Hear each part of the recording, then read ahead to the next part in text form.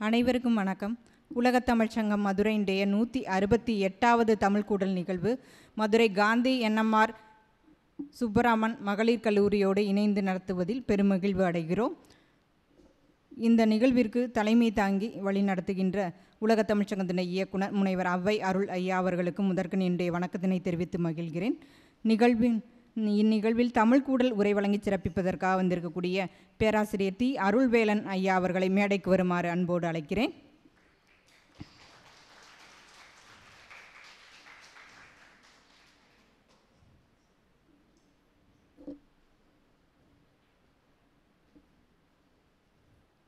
நிகழ்வின் தொடக்கமாக தமிழ்த்தாய் வாழ்த்து.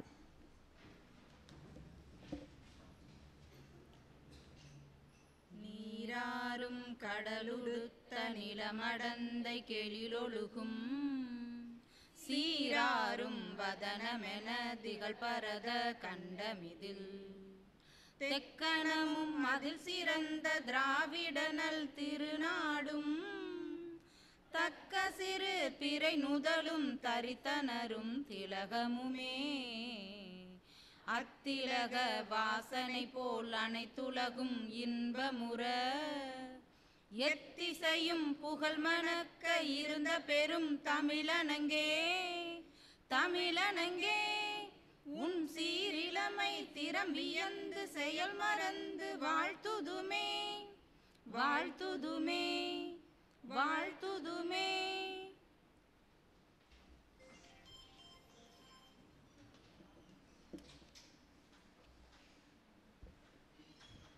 இந்த 168வது தமிழ் கூடல் நிகழ்விற்கு தலைமை தாங்கி எங்களையெல்லாம் வழி நடத்துகின்ற உலகத்தமிழ்ச் சங்கத்தின் இயக்குனர் ஐயா அவர்களுக்கு வணக்கத்தினை தெரிவித்து கொண்டு தமிழ் கூடல் உரை வழங்கி சிறப்பிக்கக்கூடிய கோயம்புத்தூர் மேலாண்மை ஆலோசகர் பேராசிரியர் தி அருள்வேலன் ஐயா அவர்களை வருக வருக என வரவேற்று மகிழ்கிறேன். வணக்கம் ஐயா.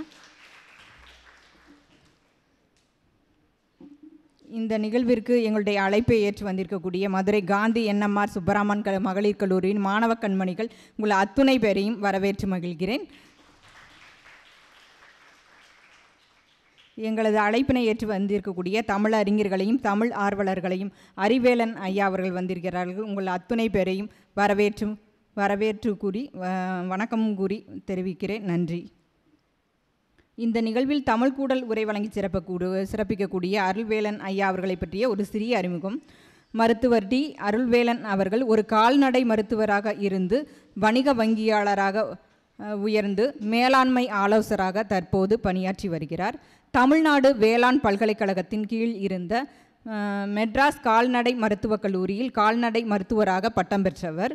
மதுரை காமராஜர் பல்கலைக்கழகத்தில் போர்ட்போலியோ மேலாண்மையில் முதுகலை டிப்ளமோ பட்டமும் MBA பட்டமும் பெற்றுள்ளார். சமீப காலம் வரை திருப்பூர் மாவட்டத்தின் பில்டர்ஸ் பொறியியல் கல்லூரியின் மேலாண்மை பீடத்தில் பேராசிரியராக பணியாற்றிய அனுபவம் மிக்கவர். முன்னதாக விருதுநகர் VHN செந்திக்குமார நாடார் கல்லூரியில் MBA பிரிவில் இயக்குநராகவும் மதுரையில் உள்ள RL மேலாண்மை ஆய்வுகள் நிறுவனத்தில் மூத்த ஆசிரியராகவும் பணியாற்றிய அனுபவம் மிக்கவர். இந்தியன் வங்கியின் நேரடி அதிகாரியாக தனது வாழ்க்கையை தொடங்கியவர். 18 ஆண்டுகள் இந்தியா முழுவதும் பல்வேறு மேலாண்மை திறன்களில் மிகவும் வெற்றிகரமான வணிக வங்கியாளராக பணியாற்றியுள்ளார்.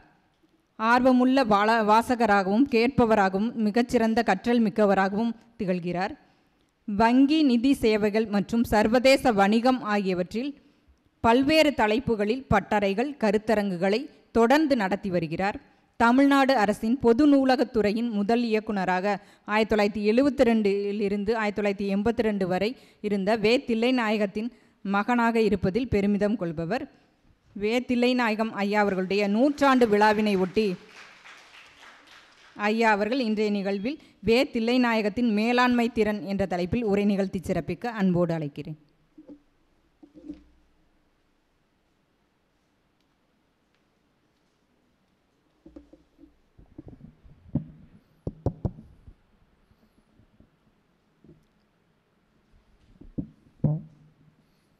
அனைவருக்கும் காலை வணக்கம்.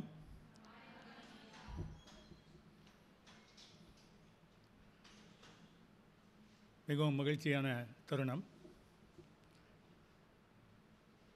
இதற்கு முன்பு பல நிகழ்வுகளில் அலுவல் நிமித்தமாக பணி நிமித்தமாக கலந்து கொண்டு உரையாற்றியதுண்டு. எனது பெருமைமிகு தந்தை திரு வே. தில்லைநாயகம் அவர்கள் நினைவாக உரையாற்ற கிடைத்தது எனக்கு கிடைத்த பெரும் பேறு. அதற்காக தமிழ் வளர்ச்சி இயக்குனர் திரு ஔவை அருள் அவர்களுக்கு எனது முதற்கண் நன்றியை தெரிவித்துக் கொள்கிறேன். தொடர்ந்து என்னுடன் இது விடயமாக பேசி இந்த நிகழ்ச்சிகளை தற்போது ஏற்பாடு செய்து வரும் திரு சோமசுந்தரி அவர்கள், உலகத் தமிழ்ச் சங்கத்தில் பணியாற்றும் பல அதிகாரிகள், பணியாளர்கள், சுப்பராமன் கல்லூரி நிர்வாகம், அங்கிருந்து வந்திருக்கும் மாணவ கண்மணிகள், நீங்கள் உங்கள் அனைவருக்கும் எனது பணிவார்ந்த வணக்கம். திரும்பவும் உங்களுக்கு சொல்லிக்கொள்ள விரும்புகிறேன், இது ஒரு ரொம்ப அனுபவமான ஒரு பங்கேற்பு. மேலாண்மை திறன் என்பதை பற்றி தமிழகத்தின் பொது நூலகத் தந்தை என்று போற்றப்படும் தந்தையார் வே. தில்லைநாயகத்தின் மேலாண்மை திறன் பற்றி பேச கிடைத்தது பெரும் பேறு. நிகழ்ச்சி தொடங்குவதற்கு முன்பு இங்கே இருக்க மாணவ மணிகளை பற்றி கேட்டு தெரிந்து கொண்டேன். இங்கே இருக்க மாணவிகள் தமிழ் இலக்கியம், வணிகவியல் படிப்பவர்கள் என்று தெரிந்து கொண்டேன். அப்படித்தானே? பிஏ லிட்ரேச்சர், பிகாம் படிக்கிறவங்க தான் இங்கே இருக்காங்க.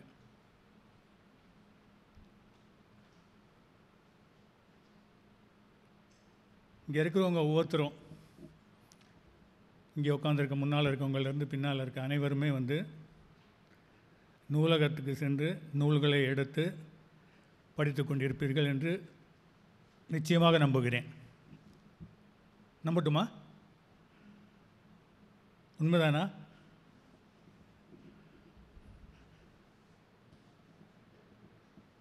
நூலகம், நூல்கள் எனக்கு மிகவும் அணுக்கமான ஒன்று. எனது நினைவு தொட்டு நூல்களோடு தான் நான் வாழ்ந்து வருகிறேன். அதுக்கு எனது தந்தையாரும் ஒரு காரணம். பலர் கேட்கலாம், எதற்காக புத்தகங்கள் படிக்க வேண்டும், படிக்க வேண்டுமா? இப்போது தான் நமக்கு சோஷியல் மீடியாவில், கூகுள் சர்ச்சில் நமக்கு அனைத்துமே இப்போ சமீப காலங்களில் கிடச்சிக்கிட்டு இருக்கு. இந்த சூழ்நிலையில் புத்தகங்கள் படிக்கணுமா, நூலகத்துக்கு செல்லணுமா, புத்தகங்கள் படிக்கணுமா, அவசியம் படிக்கணுமா? யாருமே ஒன்றும் சொல்லலை, படிக்கத்தான் வேணும் இல்லையா? எதுக்காக படிக்கணும்? எதுக்காக படிக்கணும்? அறிவு வளர்த்துக்கிறதுக்காக ஐயாலாம் சொல்கிறாங்க. மாணவர்களுக்கு தான் கேட்குறேன். ஐயா நீங்களாம் பெரியவங்க, உங்களுக்கு தெரியாது இல்லை, அவங்களுக்காக தான் நான் அதை கேட்குறேன், தவறாக நினைக்காதீங்க. சிந்திக்கும் திறன் தேவைப்படுது நமக்கு. சிந்திக்கிறோம், பல விஷயங்களையும் நம்ம தாறுமாறாக சிந்திக்கிறோம். சிந்திக்கிற விஷயங்களை பகுத்து ஆராய்ந்து நல்லது எது, கெட்டது எது, நமக்கு வேண்டியது எது, வேண்டாதது எது, இப்போ எதை உபயோகப்படுத்தலாம், பிறகு எதுப்படுத்தலாம் அப்படிங்கிறத பகுத்தாய்ந்து கொள்வதற்கு நம்ம சிந்தனை திறனை பயன்படுத்தலாம். இது ஒரு காரணம்.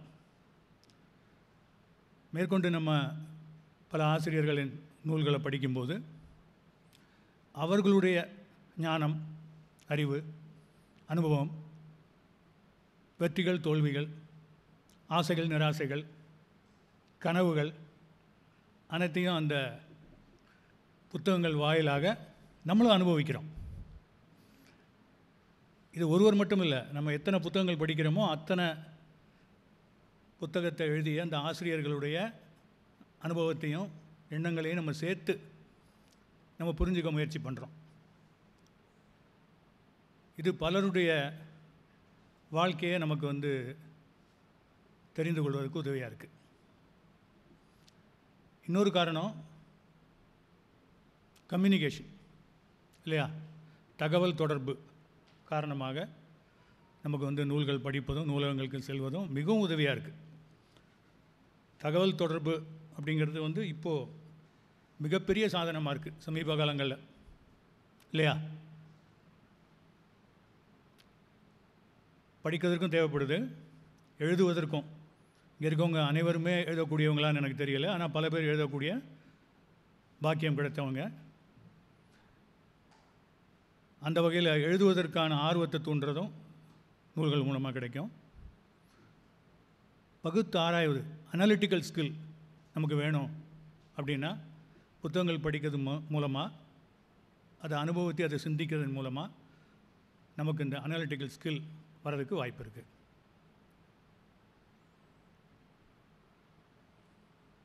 தமிழகத்தில் 1972ஆம் ஆண்டிலிருந்து பொது நூலக இயக்ககம் அப்படின்னு இருக்குது. டிபார்ட்மெண்ட் ஆஃப் பப்ளிக் லைப்ரரிஸ் கேள்விப்பட்டிருக்கீங்களா? பப்ளிக் லைப்ரரிஸ்னு கேள்விப்பட்டிருக்கீங்களாம்மா? கேள்விப்படலைன்னா இப்போ நான் சொல்கிறேன். தமிழ்நாட்டில் இருக்கிற நூலகங்களை ஒருங்கிணைக்கிறதுக்காக ஒரு இயக்ககம் இருக்குது. சென்னையில் இருக்குது அந்த இயக்ககம் இருக்குது. அதுக்கு ஒரு இயக்குனர் இருக்கார். இப்போ ஒரு இயக்குனர் இருக்கார். ஒரு IAS அதிகாரி இயக்குனராக பொறுப்பு வகிக்கிறார். அது தவிர இணை இயக்குனர், துணை இயக்குனர், உதவி இயக்குனர் பல பேர் இருக்காங்க. இந்த பொது நூலக இயக்ககத்துக்கின் கீழே பல நூலகங்கள் இயங்கி வருது. தோராயமாக தமிழ்நாட்டில் எத்தனை நூலகங்கள் இருக்கும்னு நீங்கள் நினைக்கிறீங்க? எத்தனை நூலகங்கள் இருக்கும் தமிழ்நாட்டில்? ஒரு 1000 இருக்குமா? ஒரு 1000 இருக்குமா? 10,000 இருக்குமா? 10,000 எவ்வளோ இருக்குன்னு நினைக்கிறீங்க?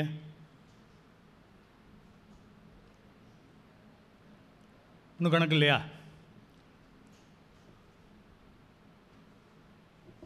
ஆயிரக்கணக்கான நூலகங்கள் இருக்குது. சென்னையில் கன்னிமரா பொது நூலகம் அப்படின்னு ஒரு நூலகம் இருக்குது. தமிழகத்தில் மிகப்பெரிய பொது நூலகம், மிக பழைய பொது நூலகம். அந்த பொது நூலகத்தில் நூலகத்தை தவிர பல பணியாளர்கள் இருக்காங்க. அந்த கன்னிமரா பொது நூலகத்தை பயன்படுத்தாத முன்னாள் இந்நாள் அதிகாரிகள், அரசியல்வாதிகள், அறிஞர்கள், கல்வியாளர்கள் யாருமே இருக்க மாட்டாங்க. பெரும்பாலும் சென்னையில் பணியாற்ற வாய்ப்பு கிடைத்தவங்க, வாழ வாய்ப்பு கிடைத்தவங்க எல்லாருமே வந்து கன்னிமரா பொது லைப்ரரிக்கு கண்டிப்பாக போயிருப்பாங்க.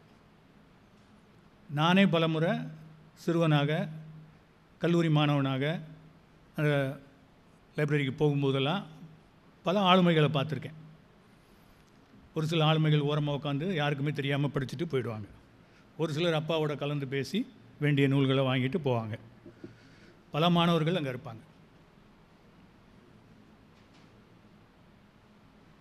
என்னுடைய கல்லூரி காலகட்டங்களில் வந்து பல நாட்கள் இந்த கன்னிமரா பொது நூலகத்திலையும், நான் படித்த கால்நடை மருத்துவக் கல்லூரி நூலகத்திலையும் மணிக்கணக்காக நேரம் செலவழிச்சிருக்கோம். இப்போ இருக்கிறவங்க அப்படி செய்வாங்க, செய்யணும் அப்படின்னு நான் சொல்ல வரல. அது ஒரு அனுபவம். அந்த அனுபவத்தை நம்ம வந்து தேடி கண்டடைஞ்சிட்டோன்னா அதை விட முடியாது. கால்நடை மருத்துவக் கல்லூரி நூலகத்தில் காலை 8 மணிலேருந்து இரவு 8 மணி வரை இருக்கும். வகுப்புகள்லாம் முடிந்த பிறகு கிரவுண்டுக்கு போய் பல விளையாட்டுகளில் ஈடுபட்டுட்டு மாலை ஒரு 6-6:30 மணி வாக்கில் லைப்ரரிக்கு போனால் அது 3:30 வரைக்கும் அங்கே தான் இருப்போம். அந்த லைப்ரரியன் வந்து ஒரு பெண் அதிகாரி இருந்தாங்க, நூலகர் இருந்தாங்க. அவங்க வீட்டுக்கு போனோம். அவங்க வீட்டுக்கு போகிறதுக்காக எங்களை துரிதப்படுத்துவாங்க. போதுண்டா தம்பி, நாளைக்கு வந்து படிடா, நாளைக்கு வந்து படி. எங்கே போயிடும் லைப்ரரி? இங்கேயே தான் இருக்கும், இந்த புக்கு இங்கே தான் இருக்கும், நாளைக்கு வா அப்படின்னு சொல்லி எங்களை விரட்டுவாங்க. கொஞ்சம் பழகின பிறகு அவங்ககிட்ட சொல்லுவோம், மேம் கீயை எங்கிட்ட கொடுத்துருங்க, நாங்கள் பூட்டிகிட்டு போய்க்கிறோம் அப்படின்னு கூட கேட்போம். செய்வாங்களா அப்படி? நம்ம கேட்கலாம், அவங்களுக்கு பொறுப்பு இருக்குது, செய்ய மாட்டாங்க. நமக்காக என்ன செய்வாங்க, இன்னொரு அரை மணி நேரம் உட்காந்துருப்பாங்க, திட்டிக்கிட்டே உட்காந்துருப்பாங்க. அந்த மாதிரி படித்த காலங்கள்லாம் இருக்குது. நீங்களும் அந்த மாதிரி படிக்கலாம். என்னை போல் பல பேர் அப்படி படிச்சுக்கிட்டு இருப்பாங்க. நான் வந்து என்னுடைய அனுபவத்தை தான் சொல்கிறேன். இதை காட்டிலும் வந்து ரொம்ப நேரம் செலவழித்து படித்தவங்களாம் நிறையா இருக்காங்க, இப்போ வரைக்கும் இருக்காங்க. நான் கல்லூரி ஆசிரியராக பணியாற்றியிருக்கேன் சில கல்லூரிகளில். என்னுடைய வகுப்பு நேரம் தவிர மற்ற நேரங்களில் வந்து என்னை நூலகத்தில் தான் பார்க்கலாம். அது எல்லாருக்குமே தெரியும். அந்த கல்லூரியை நடத்தும் பொறுப்பாளர்கள்லேருந்து, துறை அதிகாரியிலேருந்து, மாணவர்கள்லேருந்து அனைவருக்குமே தெரியும். என்னுடைய சீட்டில் இல்லை, கிளாஸில் நான் இல்லை அப்படின்னா நான் வந்து நூலகத்தில் தான் இருப்பேன் அப்படிங்கிற அளவுக்கு நூலகம் அவ்வளோ அணுக்கமாக இருந்திருக்கு.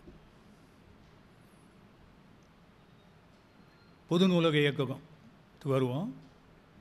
தமிழ்நாட்டை பொறுத்த வரைக்கும் எத்தனை மாவட்டங்கள் இருக்குது தமிழ்நாட்டில்? எத்தனை மாவட்டங்கள் இருக்குது சொல்லுங்கள்? 38 இருக்குது. அருமை. 38 மாவட்டங்களில் எனக்கு தெரிஞ்சு 32 மாவட்டங்களில் மாவட்ட மைய நூலகம் இருக்குது. இது கூட இருக்கலாம், எனக்கு தெரியல. நான் வந்து அவங்களுடைய டைரக்டரேட் ஆஃப் பப்ளிக் லைப்ரரிஸுடைய வெப்சைட்டில் 32 தான் போட்டிருக்காங்க. ஸோ 32 மாவட்ட மைய நூலகம் இருக்குது. மதுரையில் உங்களுக்கு தெரியும், சும்மக்கல்ல கிரவுண்டானா இருக்கு இல்லையா, அது பக்கத்தில் மாவட்ட மைய நூலகம் இருக்குது. அருமையான இடம். இது தவிர பப்ளிக் லைப்ரரிஸாக டவுன்லேயும் மற்ற இடங்கள்லையும் சேர்ந்து 1826 இடங்களில் ஃபுல் டைம் லைப்ரரி, முழு நேர லைப்ரரி வந்து ஒரு 1826 லைப்ரரிகள் இருக்குது. வில்லேஜ் லைப்ரரிஸ், கிராம நூலகங்கள் வந்து 1900 கிட்ட கிராம நூலகங்கள் இருக்குது. மொபைல் லைப்ரரிஸும் இருக்கதா சொல்கிறாங்க. சமீபத்தில் நான் பார்த்ததில்ல, இருக்குதுன்னு சொல்கிறாங்க. இருக்கும். அந்த மாதிரி ஒரு 14 மொபைல் லைப்ரரிஸ் இருக்குது. ஆக மொத்தம் தமிழ்நாட்டில் 4661 நூலகங்கள் இருக்குது. இத்தனை நூலகங்கள் மற்ற மாவட்டங்களில் இருக்குதான்னு நீங்கள், மற்ற மாநிலங்களில் இருக்கா, மற்ற நாடுகளில் இருக்கான்னு நீங்கள் தேடி பாருங்கள் நீங்களே. அவ்வளோ பெரிய அமைப்பு நம்மகிட்ட இருக்குது. பொது நூலக இயக்கத்தின் பால் பெரிய அமைப்பு நம்மகிட்ட இருக்குது. இந்த அமைப்புக்கு தான் பேத்தில்லேநாயம் அவர்கள் நூலக இயக்குனராக இருந்தாங்க. மேலாண்மை பற்றி நம்ம பேசுகிறோம். மேனேஜ்மெண்ட்டுங்கிற வார்த்தை நீங்கள் கேள்விப்பட்டிருப்பீங்க. காலேஜ் படிக்கிறீங்க, பிஸ்னஸ் அட்மினிஸ்ட்ரேஷன், மேனேஜ்மெண்ட்டுங்கிற வார்த்தையெல்லாம் உங்களுக்கு வந்து ரொம்ப புதியது ஒன்றும் இல்லை. அந்த மேனேஜ்மெண்ட்டை பற்றி நான் வந்து கல்லூரியில் படிச்சிருக்கேன், MBA படிச்சிருக்கேன். என்னுடைய பிள்ளைகள், எனக்கு 2 பெண் குழந்தைகள், 2 பேருமே MBA. 2 பேருமே தற்செயல, நான் சொல்லி அவங்க படிக்கலை, அவங்க விரும்பி அவங்க படிச்சிருக்காங்க. அதில் ஒரு பெண் வந்து இப்போ ஒரு இதே மாதிரி ஒரு கல்லூரியில் அவங்க துணை பேராசிரியராக இருக்காங்க. அவங்களும் மேனேஜ்மெண்ட் டிபார்ட்மெண்ட்டில் தான் இருக்காங்க. இன்னொரு மகள் வந்து வேலை பார்த்துக்கிட்டு இருந்தாங்க, இப்போ தற்சமயம் பார்க்கல, அவங்களும் MBA படித்தவங்க தான். அந்த அளவுக்கு அவங்கள வந்து நம்ம வாழும் முறை அவங்கள தூண்டியிருக்கு. இந்த மேனேஜ்மெண்ட் படித்தவங்களுக்கு தெரியும், நிறைய பிரின்சிபல்ஸ் இருக்குது. ஒவ்வொரு ஆத்தரும் வந்து பல பிரின்சிபல் சொல்லுவாங்க. ஒரு ஆத்தர் வந்து 10 பிரின்சிபல், பேசிக்காக ஒரு 10 பிரின்சிபல் இருக்குது அப்படின்னு சொல்லுவாங்க. ஹென்ரி ஃபயால்னு ஒருத்தர் இருக்கார், ஒரு சயின்டிஃபிக் மேனேஜ்மெண்ட் பற்றி ஆராய்ச்சி செஞ்சவர். அவர் வந்து 14 விதமான மேலாண் திறன்கள் வந்து ரொம்ப முக்கியம் அப்படின்னு சொல்லி அவர் சொல்கிறார். ஒவ்வொருத்தரும் வந்து பல நம்பர்கள் சொல்கிறாங்க. ஆனால் பொதுவாக எல்லோரும் ஒத்துக்கிறது ஒரு 10 மேலாண் திறன்கள் ரொம்ப அவசியம் அப்படின்னு. இந்த மேலாண்மை திறன்னா அது ஏதோ வானத்திலேருந்து குதித்ததோ, வெளிநாட்டில் கண்டுபிடிச்சி நம்ம கொடுத்ததோ, இல்லை நம்ம பாடம் படித்து தான் அதை தெரிஞ்சுக்கணும் அப்படிலாம் எதுவுமே இல்லை. பல மேலாண்மை திறன் நம்மகிட்ட இப்போவும் இருக்குது, அதை நம்ம பயன்படுத்திக்கிட்டு தான் இருக்கோம். அதுக்கு நம்ம பேர் தான் நம்ம தெரிஞ்சுக்கல, வச்சுக்கல. நம்ம தமிழகத்திலேயே நமக்கு முதல்வர்கள் இருந்திருக்காங்க, பிரபலமான முதல்வர்கள் எல்லாருமே இருந்திருக்காங்க. பாருங்கள், காமராஜர் இருந்திருக்காங்க, அண்ணா இருந்திருக்காங்க, MGR இருந்திருக்காங்க, செல்வி ஜெயலலிதா இருந்திருக்காங்க, கலைஞர் கருணாநிதி இருந்திருக்காங்க, எடப்பாடி பழனிசாமி ஐயா இருந்திருக்காங்க, இப்போ பாருங்கள் ஸ்டாலின் ஐயா இருக்காங்க. இவங்க யாராவது வந்து எம்பிஏ படித்தவங்களா? இல்லை. இவங்க யாராவது பிபிஏ படித்தவங்களா? அதுவும் இல்லை. ஆனால் என்ன அருமையான ஒரு மேலாண்மை திறன் அவங்ககிட்ட இருக்குது. அவங்களுக்கு கீழே எத்தனை நூற்றுக்கணக்கான ஐஏஎஸ் அதிகாரிகளும் ஐபிஎஸ் அதிகாரிகளும் பல அதிகாரிகளும் அவங்ககிட்ட வந்து என்ன வேலை எப்படி செய்யணும் அப்படின்னு சொல்லி கலந்துரையாடி செஞ்சுக்கிட்டு இருக்காங்க. அதனால் மேலாண்மை திறன்கிறது ஏதோ வந்து நமக்கு தெரியாதோ வேண்டாதோ வெளியே இருந்து வந்ததோ கிடையாது, நம்மளோட தான் இருக்குது. அதை நம்ம தெரிஞ்சுக்கிறதுக்கு ஒரு முயற்சி பண்ணுறோம். காமன் சென்ஸ் அப்படின்னு ஒரு வார்த்தை இருக்குது இல்லையா? தெரியல உங்களுக்கு? காமன் சென்ஸுங்கிற வார்த்தை தெரியல. திட்டும்போது சொல்லுவாங்க ஒரு காமன் சென்ஸ் அது இருக்கா இது இருக்கா அப்படின்னு திட்டுவாங்க இல்லையா? வீட்லேயும் திட்டுவாங்க, கல்லூரியிலையும் சொல்லியிருக்காங்க. அந்த காமன் சென்ஸுடைய ஒரு ப்ரொஃபஷ்னல் ஐடியா தான் மேனேஜ்மெண்ட்டு. காமன் சென்ஸ் உங்களுக்கு இருக்கா? உங்களுக்கெல்லாம் காமன் சென்ஸ் இருக்கா? அந்த மாதிரி ஒரு கேட்டாலே வந்து ஒரு பதட்டமாயிருவாங்க, காமன் சென்ஸ் இருக்கான்னு கேட்டால் இல்லையா? காமன் சென்ஸ் எல்லாருக்கும் இருக்குது. அதை வந்து முறையாக பயன்படுத்துகிறோமா? தேவையான இடங்களில் பயன்படுத்துகிறோமா? தேவையான இடத்துல அந்த காமன் சென்ஸை நம்ம பயன்படுத்த ஆரம்பிச்சிட்டோன்னா, புரிஞ்சுக்கிட்டோன்னா அதுதான் மேனேஜ்மெண்ட்டு. சிம்பிளாக சொன்னால் ஒரு 10 கட்டளைகள் மாதிரி இருக்குது மேனேஜ்மெண்ட்டில். நான் வந்து உங்களுக்கு மேனேஜ்மெண்ட் கிளாஸ் எடுக்கிறதுக்காக அதை சொல்லலை, உங்களுக்கு சில பதங்களை அறிமுகப்படுத்துறதுக்காக அதை சொல்கிறேன். ஒரு வார்த்தை இருக்குது, பிளானிங். கேள்விப்பட்டிருக்கீங்க இல்லையா? பிளானிங். வேறு என்ன வார்த்தை கேள்விப்பட்டிருக்கீங்க மேனேஜ்மெண்ட்டில்? பிளானிங்னா திட்டமிடல் இல்லையா? எதுக்குமே திட்டமிடணும். இந்த விழா இன்றைக்கி நமக்கு கூடியிருக்கோம், நம்ம எல்லாரும் இதுக்கு எவ்வளோ திட்டமிடல் அவங்க பண்ணியிருப்பாங்க இல்லையா? ஏகப்பட்ட திட்டமிடல் நடந்திருக்கும். ஒரு வாரம் 10 நாள் இதற்காக அவங்க உழைத்திருப்பாங்க. நீங்கள் உங்கள் கல்லூரியிலேருந்து இங்கே வந்திருக்கீங்க, அதுக்கு உங்களுடைய ஆசிரியர்கள்லாம் அவங்களும் திட்டமிட்டிருப்பாங்க இல்லையா? நான் வந்து இதில் கலந்துக்கணும்னு இங்கே வரேன், நான் ஒரு சின்ன ஒரு திட்டமிடலாக பண்ணியிருப்பேன். எப்போ நான் கிளம்பலாம், எப்போ வரலாம், எப்போ போகலாம் அப்படின்னு நான் ஒரு திட்டமிடல் பண்ணியிருப்பேன். என்ன உங்கள்கிட்ட பேசலாம், என்ன பேசுனா உங்களுக்கு உதவியாக இருக்கும், ரொம்ப பொருடிக்கவும் கூடாது, தேவையானது சொல்லணும், அதுக்கு ஒரு திட்டமிடல் இருக்குது. ஸோ பிளானிங் அடுத்து ஒரு பிளான் பண்ணிவிட்டால் என்ன செய்யணும்? ஒரு படத்தில் சொல்லுவார், பிளான் பண்ணணும் பாரு. பிளான் பண்ணால் பத்தாது, பிளான் பண்ணி ஆர்கனைஸ் பண்ணணும். மேம் சொல்கிறாங்க ஆர்கனைஸ் பண்ணணும், நீங்கள் தான் சொல்லணும்.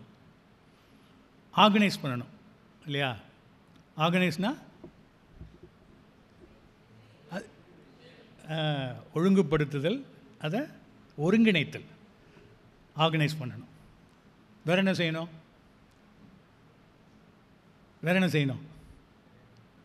முக்கியமானது ஒன்று இருக்குது, எல்லாருக்கும் ரொம்ப பிடிச்சது, கண்ட்ரோலிங் இல்லையா? அது ஒன்று இருக்குது இல்லையா? யாருக்காவது ஒரு பொறுப்பு எடுத்துக்கிட்டு மற்றவங்களுக்கு இன்னென்ன வேலையை செய்யணும் அப்படின்னு சொல்கிற மாதிரி ஒரு கண்ட்ரோலிங் உத்தர வேண்டியிருக்கு. வேறு என்ன செய்யணும்? டிவிஷன் ஆஃப் ஒர்க்கு, யாருக்கு என்ன வேலை செய்யணும் இல்லையா? எந்தெந்த நபர் என்னென்ன வேலையை செய்யணும். அதுக்கு அடுத்தது ரெஸ்பான்சிபிலிட்டி, பொறுப்பு இல்லையா? அத்தாரிட்டி அண்ட் ரெஸ்பான்சிபிலிட்டின்னு 2 வார்த்தை சேர்த்து தான் எப்பயுமே சொல்கிறாங்க. அத்தாரிட்டிங்கிறது வந்து அதிகாரம், ரெஸ்பான்சிபிலிட்டிங்கிறது பொறுப்பு. அதிகாரமும் பொறுப்பும் பின்னிப்பிணையாமல் கலந்து பேலன்ஸ்டாக இருக்கணும். ரொம்ப அதிகாரம் செலுத்துகிற மாதிரி இருக்கக்கூடாது, ஆனால் அதிகாரத்துக்குள்ளே இருக்கிற பொறுப்பையும் உணர்ந்துருக்கணும்.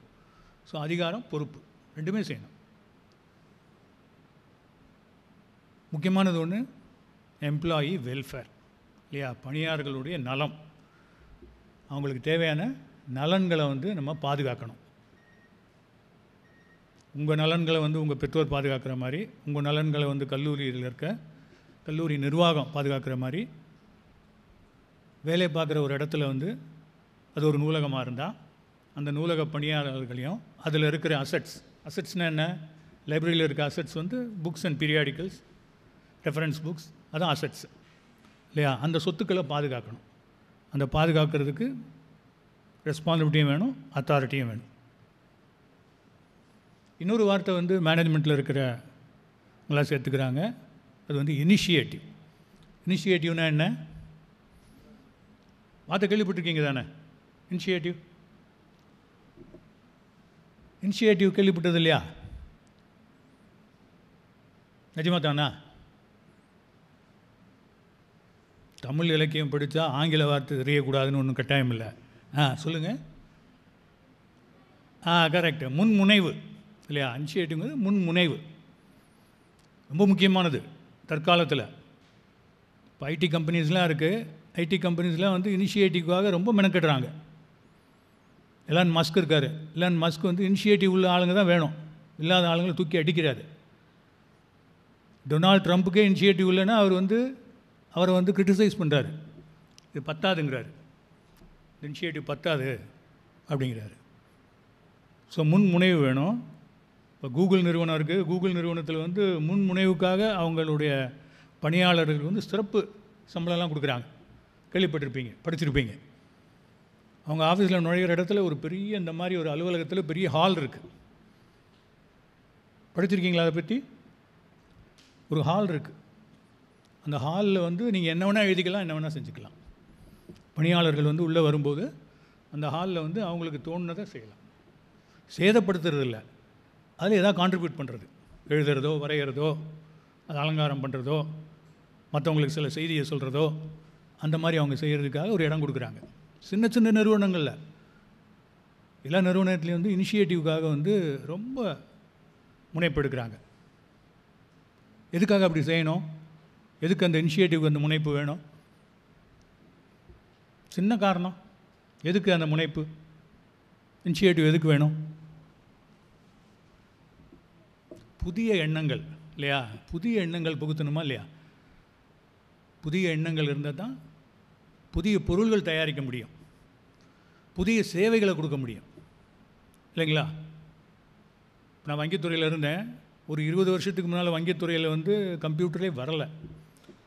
ஒரு கம்ப்யூட்டர் துறை வந்தது. கம்ப்யூட்டர் வரும்போது வந்து ஒவ்வொரு வங்கியிலையும் அந்தந்த கிளையில் தான் வங்கி சேவை வந்து கம்ப்யூட்டர் யூஸ் பண்ணிகிட்டு இருந்தாங்க. இப்போ இருக்கிற வங்கிகளில் என்ன நடக்குது? எல்லாமே சென்ட்ரலைஸ் பண்ணிட்டாங்க. அவங்க ஹெட் ஆஃபீஸ் இருக்குது. எந்த ஒரு கஸ்டமர்னாலும் அவங்களுடைய அனைத்து தகவல்களும் ஒரே இடத்துல இருக்குது. அது நெட்வொர்க் பண்ணிடுறாங்க. ஸோ அந்தளவுக்கு அந்த இனிஷியேட்டிவ் இருக்கிறதுனால தான் வந்து அவங்க எல்லாரையுமே மானிட்டர் பண்ணவும் முடியுது, அவங்களுக்கு சர்வீஸ் பண்ணவும் முடியுது. ஸோ இனிஷியேட்டிவ் இன்னொரு காரணம்.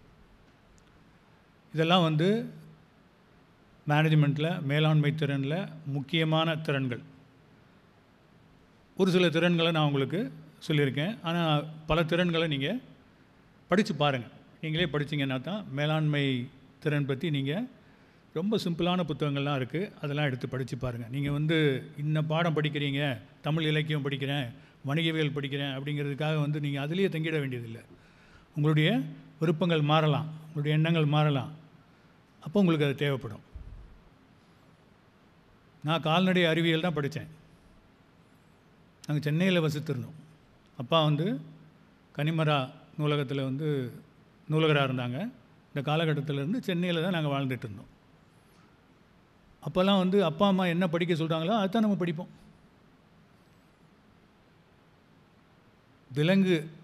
வனவிலங்குகள் வந்து மிகுந்த ஆர்வத்தோடு நான் இருந்தேன் ஸ்கூல் படிக்கிற காலத்தில். வனவிலங்குகள்னால் மிகுந்த ஆர்வம். அதுக்கான புத்தகங்களை படிக்கிறது, அந்த இடங்களுக்கு போகிறது, இந்த மாதிரி இருந்ததுனால காலேஜ் முடித்த உடனே பிஎஸ்சி ஜூவாலஜி பிரசிடென்சி காலேஜ்னு இருக்குது சென்னையில். அந்த பிரசிடென்சி காலேஜில் பிஎஸ்சி ஜூவாலஜியில் தான் நான் சேர்ந்தேன். என்னுடைய விருப்பப்படி அங்கே போய் படித்தேன். நல்ல மார்க்கு, ஸ்கூல்லையோ காலேஜ்லேயோ மதிப்பெண்களுக்கு எந்த குறையும் இல்லை. நல்லா படிப்பேன். அப்பா என்ன படிக்க சொல்கிறாங்களோ அது படிப்பேன், நல்லாவே படிப்பேன். முன்னணி மாணவராக தான் இருந்திருக்கேன் எப்போவுமே. ஸோ அதனால் ஜூவாலஜியில் படிச்சுக்கிட்டு இருந்தேன். ஒரு வருடம் படிச்சிருப்பேன். பிறகு என்ன சொன்னாங்க, ஜுவாலஜி படித்து திரும்பவும் பிஎஸ்சி படித்தா எம்எஸ்சி படிக்கணும், எம்எஸ்சி படித்த பிறகு டாக்டரேட் பண்ணணும், பிறகு தான் வாழ்க்கையில் வந்து ஒரு வசந்தம் தெரிய வரும், வெளிச்சம் கிடைக்கும். அதனால் வந்து ஒரு ப்ரொஃபஷ்னல் கோர்ஸ் படிக்கணும் அப்படின்னு சொல்லி என்னை வெட்டினரி காலேஜில் சேர்த்து விட்டாங்க ஒரு வருஷம் கழிச்சு. ஸோ அது படித்தேன். படித்து முடிக்கும்போதே எனக்கு தெரிஞ்சு போச்சு, இந்த பணியில் நான் இருக்க போகிறதில்ல, என்னுடைய எண்ணங்கள் வேறு இருக்குது, விருப்பம் வேறு இருக்குது அப்படின்னு சொல்லி மக்களோட பழகணும், பணத்தோட புழங்கணும். மக்களுக்கு சேவை செய்யணும், பணத்தோடு புழங்கணும். இதுக்கு ஏற்றது வங்கித்துறை அப்படின்னு சொல்லி வங்கித்துறையில் என்ட்ரன்ஸ் எக்ஸாம் நடக்கும் இல்லையா? இப்போ வரைக்கும் நடந்துகிட்டு தான் இருக்குது என்ட்ரன்ஸ் எக்ஸாம். வெளியே பார்த்தீங்கன்னா குரூப் 4க்காக இவ்வளோ மாணவர்கள் படிச்சுட்டு இருக்காங்க. பார்த்தீங்களா நீங்கள் வரும்போது சுற்றி பார்த்தா எல்லாம் குரூப் 4 எக்ஸாம் இருக்கான், எல்லாம் படிச்சுக்கிட்டு இருக்காங்க. அந்த மாதிரி என்ட்ரன்ஸ் எக்ஸாம்லாம் எழுதி பாஸ் பண்ணி 5 வங்கிகளில் கிட்டத்தட்ட ஒரு 6 மாத காலகட்டத்துக்குள்ளே 5 வங்கிகளில் எனக்கு வேலை கிடச்சிது, நேரடி அதிகாரியாக. அதில் ஒரு வங்கியில் நான் சேர்ந்து பணியாற்றிட்டேன். வங்கியில் பணியாற்றிட்டு இருக்கும்போதே எங்களுடைய மேலாண்மை கல்லூரி இருக்குது வங்கியில். அந்த மேலாண்மை கல்லூரியில் இந்த மாதிரி வகுப்பு எடுக்கிற ஒரு வாய்ப்பு வந்தது. அப்போ தான் தெரிய வந்தது இதில் எனக்கு ஆர்வம் இருக்குது அப்படின்னு சொல்லி கல்லூரி பேராசிரியராக நான் மாறிட்டேன். ஸோ அதனால் உங்களுடைய வாழ்க்கை உங்களை முன்னெடுத்து கூட்டு போகும். ஆனால் உங்களுக்கு எதில் விருப்பம் இருக்கோ அதை நோக்கி நீங்கள் உங்களுடைய எல்லா விதமான உழைப்பையும் அதில் செலுத்தினீங்கன்னா முன்னுக்கு வந்துடலாம். நூலகத்தை பார்த்தோம். பொது நூலக இயக்கத்தை பற்றி ஓரளவுக்கு நான் உங்களுக்கு சொன்னேன். அந்த பொது நூலக இயக்கத்தில் முதல் இயக்குனராக இருந்தவர் தான் திரு வே. தில்லைநாயகம் அவங்க. இந்த புத்தகம் உங்களுக்கு கொடுத்துருக்கேன். இதுதான் அவருடைய படம். புத்தகம் உங்களுக்கு கொடுத்துருக்கேன். வேதி வாழ்வும் சிந்தனையும். வே. தில்லைநாயகம்ங்கிறத அந்த வகையில் கொடுத்துருக்கு. இது சில ஆண்டுகளுக்கு முன்னால் அப்பா பிறந்த சின்னமனூர், தேனி மாவட்டத்தில் சின்னமனூருங்கிற ஊரில் தான் அப்பா பிறந்தது. ஸோ அந்த ஊரில் இருக்க நூலகத்தில் ஒரு விழா எடுத்தாங்க, அப்பாவுக்கு சிறப்பு பண்ண. அப்போது வெளியிட்டது தான் இந்த புத்தகம். இந்த புத்தகத்தை நான் ஏற்பாடு செய்யலை. என் தம்பி இருக்கார், அரியரவேலன், அங்கே உட்காந்துருக்காரு. ஐயா அரியரவேலன், அவனுடைய தம்பி. அவர் தான் இந்த புத்தகத்தை முன்னெடுத்து கொண்டு வந்தவர். எங்கள் அப்பாவுடைய அனைத்து எண்ணங்களும் வழிமுறைகளும் எல்லாமே உணர்ந்தவர் அவர் என்னுடைய தம்பி அரியரவேலன். இந்த நிகழ்ச்சியில் கலந்துக்கணும்னு சொன்னோடனே என் மனைவி நித்யா வந்திருக்காங்க. என் மனைவி அவங்க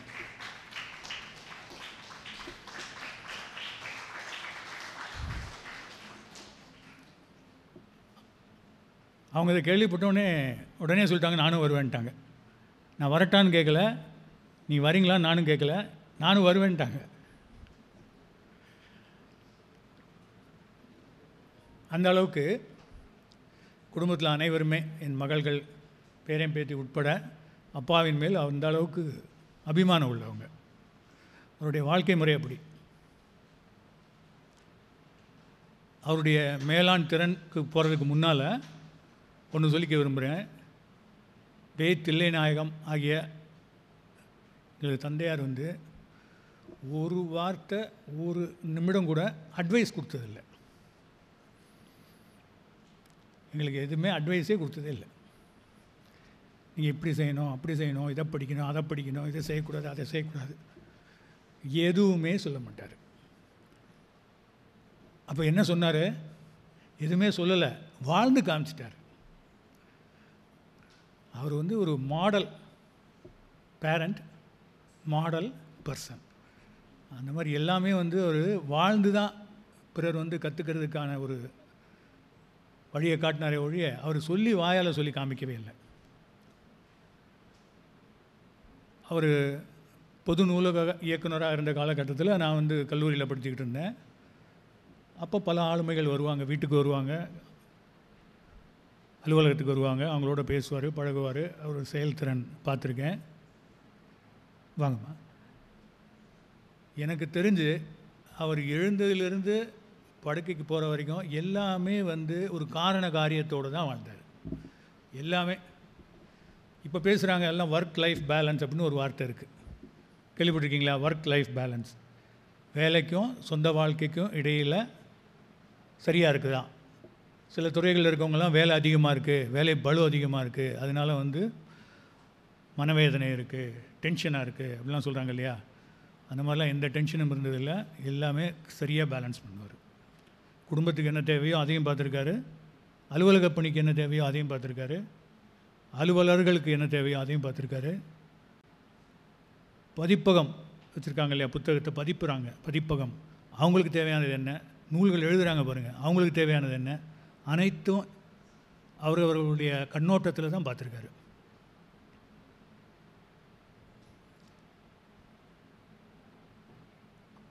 ஒரு 20 வழிமுறைகளில் அவருடைய மேலாண்மை திறனை உங்களோட நான் சொல்கிறேன், சுருக்கமாக சொல்கிறேன். நான் குறிச்சிட்டு தான் வந்திருக்கேன்.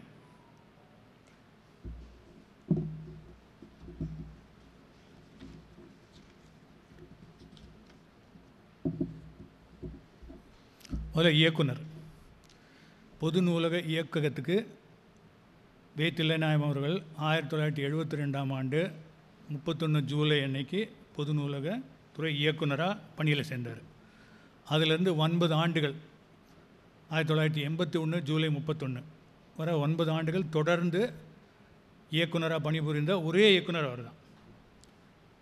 கிட்டத்தட்ட 30-40 பேர் இயக்குனராக இருக்காங்க. இயக்ககம் போனீங்கன்னா போர்டு வச்சுருக்காங்க. இந்த போர்டில் வந்து நீங்கள் எண்ணி பார்த்தீங்கன்னா ஒரு 40-50 பேர்கள் இருக்குது. எல்லாம் ஓராண்டு, 2 ஆண்டு, 1 மாதம், 2 மாதம், 5 மாதம், அது மாதிரி 9 ஆண்டுகள் தொடர்ந்து, அது முதல் பொது நூலக இயக்குனரே தொடர்ந்து 9 வருடம் வந்து பணியில் இருந்தார். அந்த அளவுக்கு அதில் அவர் ஈடுபாடோடு இருந்தார். அவருக்கு முன்னால் பொது நூலகத்துறைன்னு ஒன்று இல்லை. ஸ்கூல் எஜுகேஷன் டிபார்ட்மெண்ட், பள்ளி கல்வித்துறை இருக்குது. பள்ளி கல்வித்துறையில் ஒரு பகுதியாக தான் வந்து நூலகத்துறை இருந்தது. ஸோ பள்ளி கல்வித்துறையில் இருக்கிற ஒரு துணை இயக்குனர் தான் வந்து பொறுப்பாக இருப்பாங்க, நூலகத்துறைக்கு பொறுப்பு இயக்குனராக இருப்பாங்க. அவங்க வந்து ஒரு ஜாயின்ட் டைரக்டராக, டிப்டி டைரக்டராக இருப்பாங்க. அப்பா வந்த பிறகு தான் தொழில்புரி இயக்குனர். தொழில்புரினா லைப்ரரி சயின்ஸ் படித்தவங்க, உங்களுக்கு நீங்கள் கேள்விப்பட்டிருப்பீங்க. இப்போ வந்து பேச்சுலர் ஆஃப் லைப்ரரி சயின்ஸ் அப்படின்னு ஒரு பட்டம் இருக்குது, பிஎல்எஸ் அப்படின்னு இருக்குது. மாஸ்டர்ஸ் இருக்குது, மாஸ்டர் ஆஃப் லைப்ரரி சயின்ஸ் அப்படின்னு இருக்குது. அந்த காலகட்டத்திலலாம் ரொம்ப அதிகம் இல்லை, கம்மி தான் இருந்தது. அதை படிக்கிறதுக்காக தமிழ்நாடு அரசாகவே தேர்ந்தெடுக்கப்பட்டு அதை படிக்கிறதுக்காக அனுப்பி வைக்கப்பட்டார். கவர்மெண்ட்டே தான் அவரை படிக்க வச்சுது. அவர் படிச்சுட்டு வந்து அதே துறையில் கிட்டத்தட்ட 14 வருஷம் வேலை பார்த்த காரணத்தினால அவர் கன்னிமரா பொது நூலகத்தில் இயக்குனராக அவரை போட்டாங்க. அங்கே கிட்டத்தட்ட 10 ஆண்டுகள் வேலை பார்த்தார். பிறகு அதற்கு முன்பு இருந்ததுக்கு மாற்றாக தொழில்புரி இயக்குனர், ப்ரொஃபஷ்னல் லைப்ரரியன் ஒருத்தரை டைரக்டராக போட்டாங்க. அந்த வகையில் அதுதான் முதல் முறை, அதுக்கு முன்னால் இல்லை.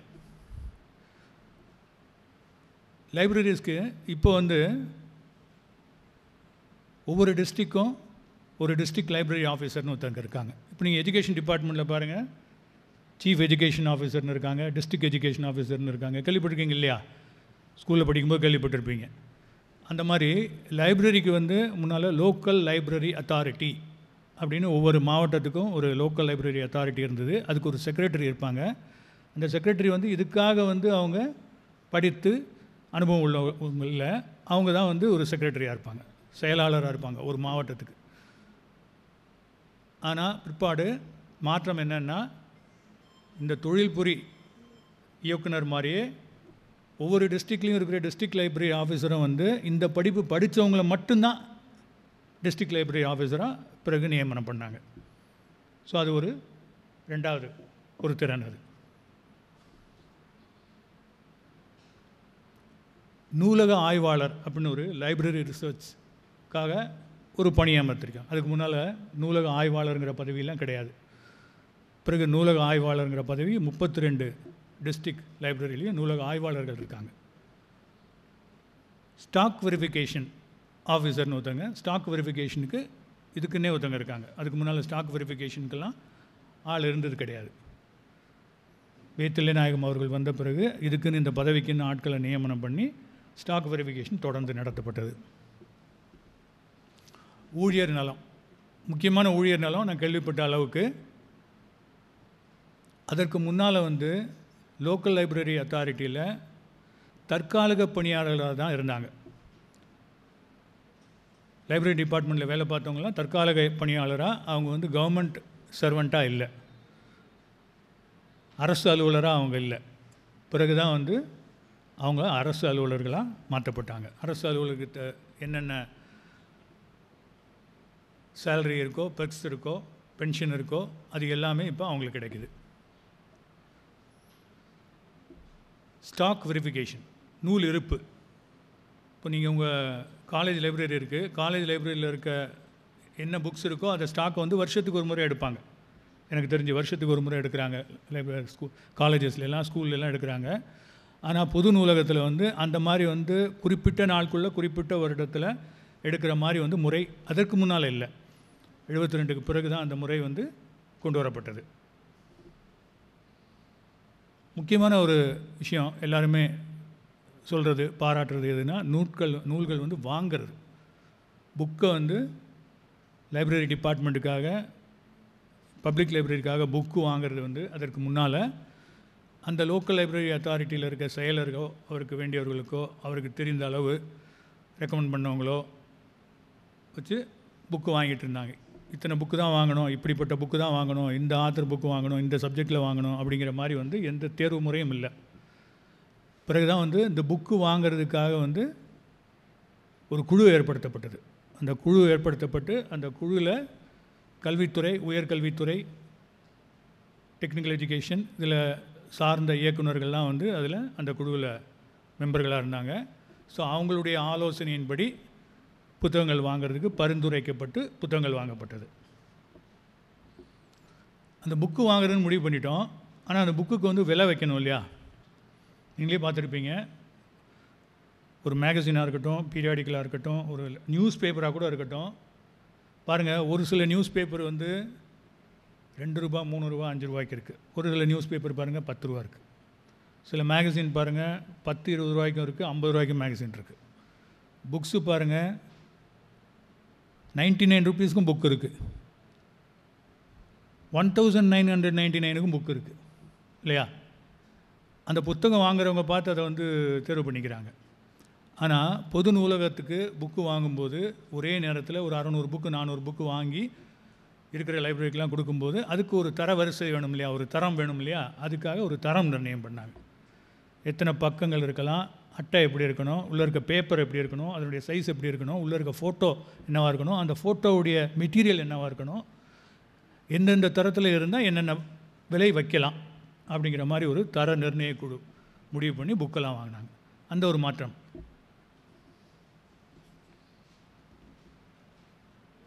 நூலை பகுக்கிறது, கிளாசிஃபிகேஷன் அப்படின்னு கேள்விப்பட்டிருப்பீங்க. இதுக்கு ஒரு முறை இருக்குது, கோலன் கிளாசிஃபிகேஷன். இந்த லைப்ரரி நூலகத்துறையில் இருக்கவங்களுக்கு அது தெரியும், நூலகத்தை அடிக்கடி போய் பயன்படுத்துகிறவங்களுக்கு அதில் தெரியும் இல்லையா? புக்கில் எல்லாம் பார்த்தீங்கன்னா பின்னால் இந்த இடத்துல ஒரு நம்பர் ஒட்டியிருக்கோம், சில லெட்டர்ஸ் போட்டிருக்கோம். நீங்கள் பாருங்கள், இது வரைக்கும் நீங்கள் பார்க்கலன்னா போனப்புறம் பாருங்கள், உங்கள் லைப்ரரியில் இருக்க புக்குக்கெல்லாம் அது முதுகில் ஒரு லெட்டர்ஸ் போட்டிருக்கோம், நம்பர் போட்டிருக்கோம். அது பேர் கோலன் கிளாசிஃபிகேஷன். அந்த கிளாசிஃபிகேஷன் என்னென்னா, அது என்ன துறையோ அந்த துறை சார்ந்து அதை வந்து அடுக்கி வைக்கிற மாதிரி அதுக்கான ரேக்குகள் வாங்கி அந்தந்த துறைக்கானதை பிரித்து அதை அடுக்கிறது. பொதுவாக நம்ம என்ன செய்வோம், வீட்டில் வந்து நம்ம ஷோகேஸ் இருக்குது, ஷோகேஸில் புக்கு வைக்கும்போது எப்படி வைப்போம்?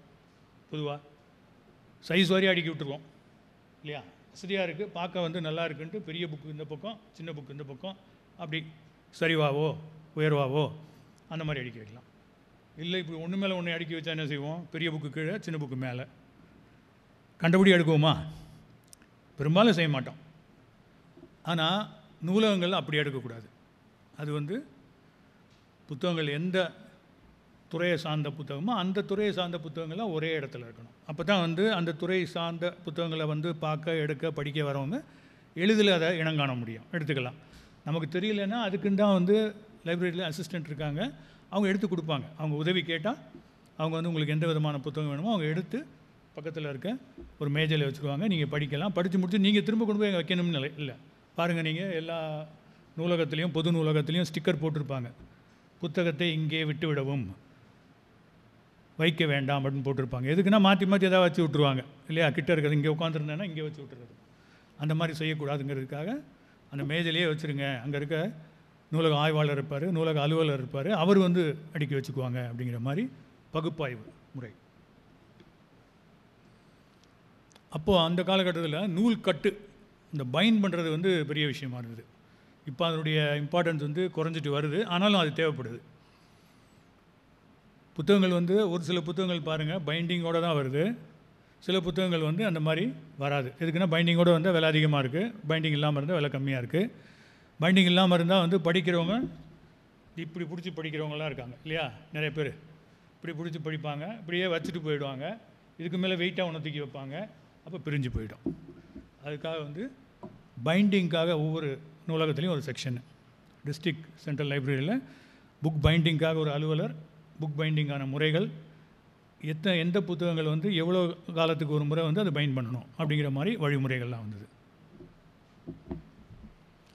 ரேக்குகள்லாம் நூல் அடுக்கெல்லாம் வந்து போதிய அளவில் இல்லாமல் இருந்தது.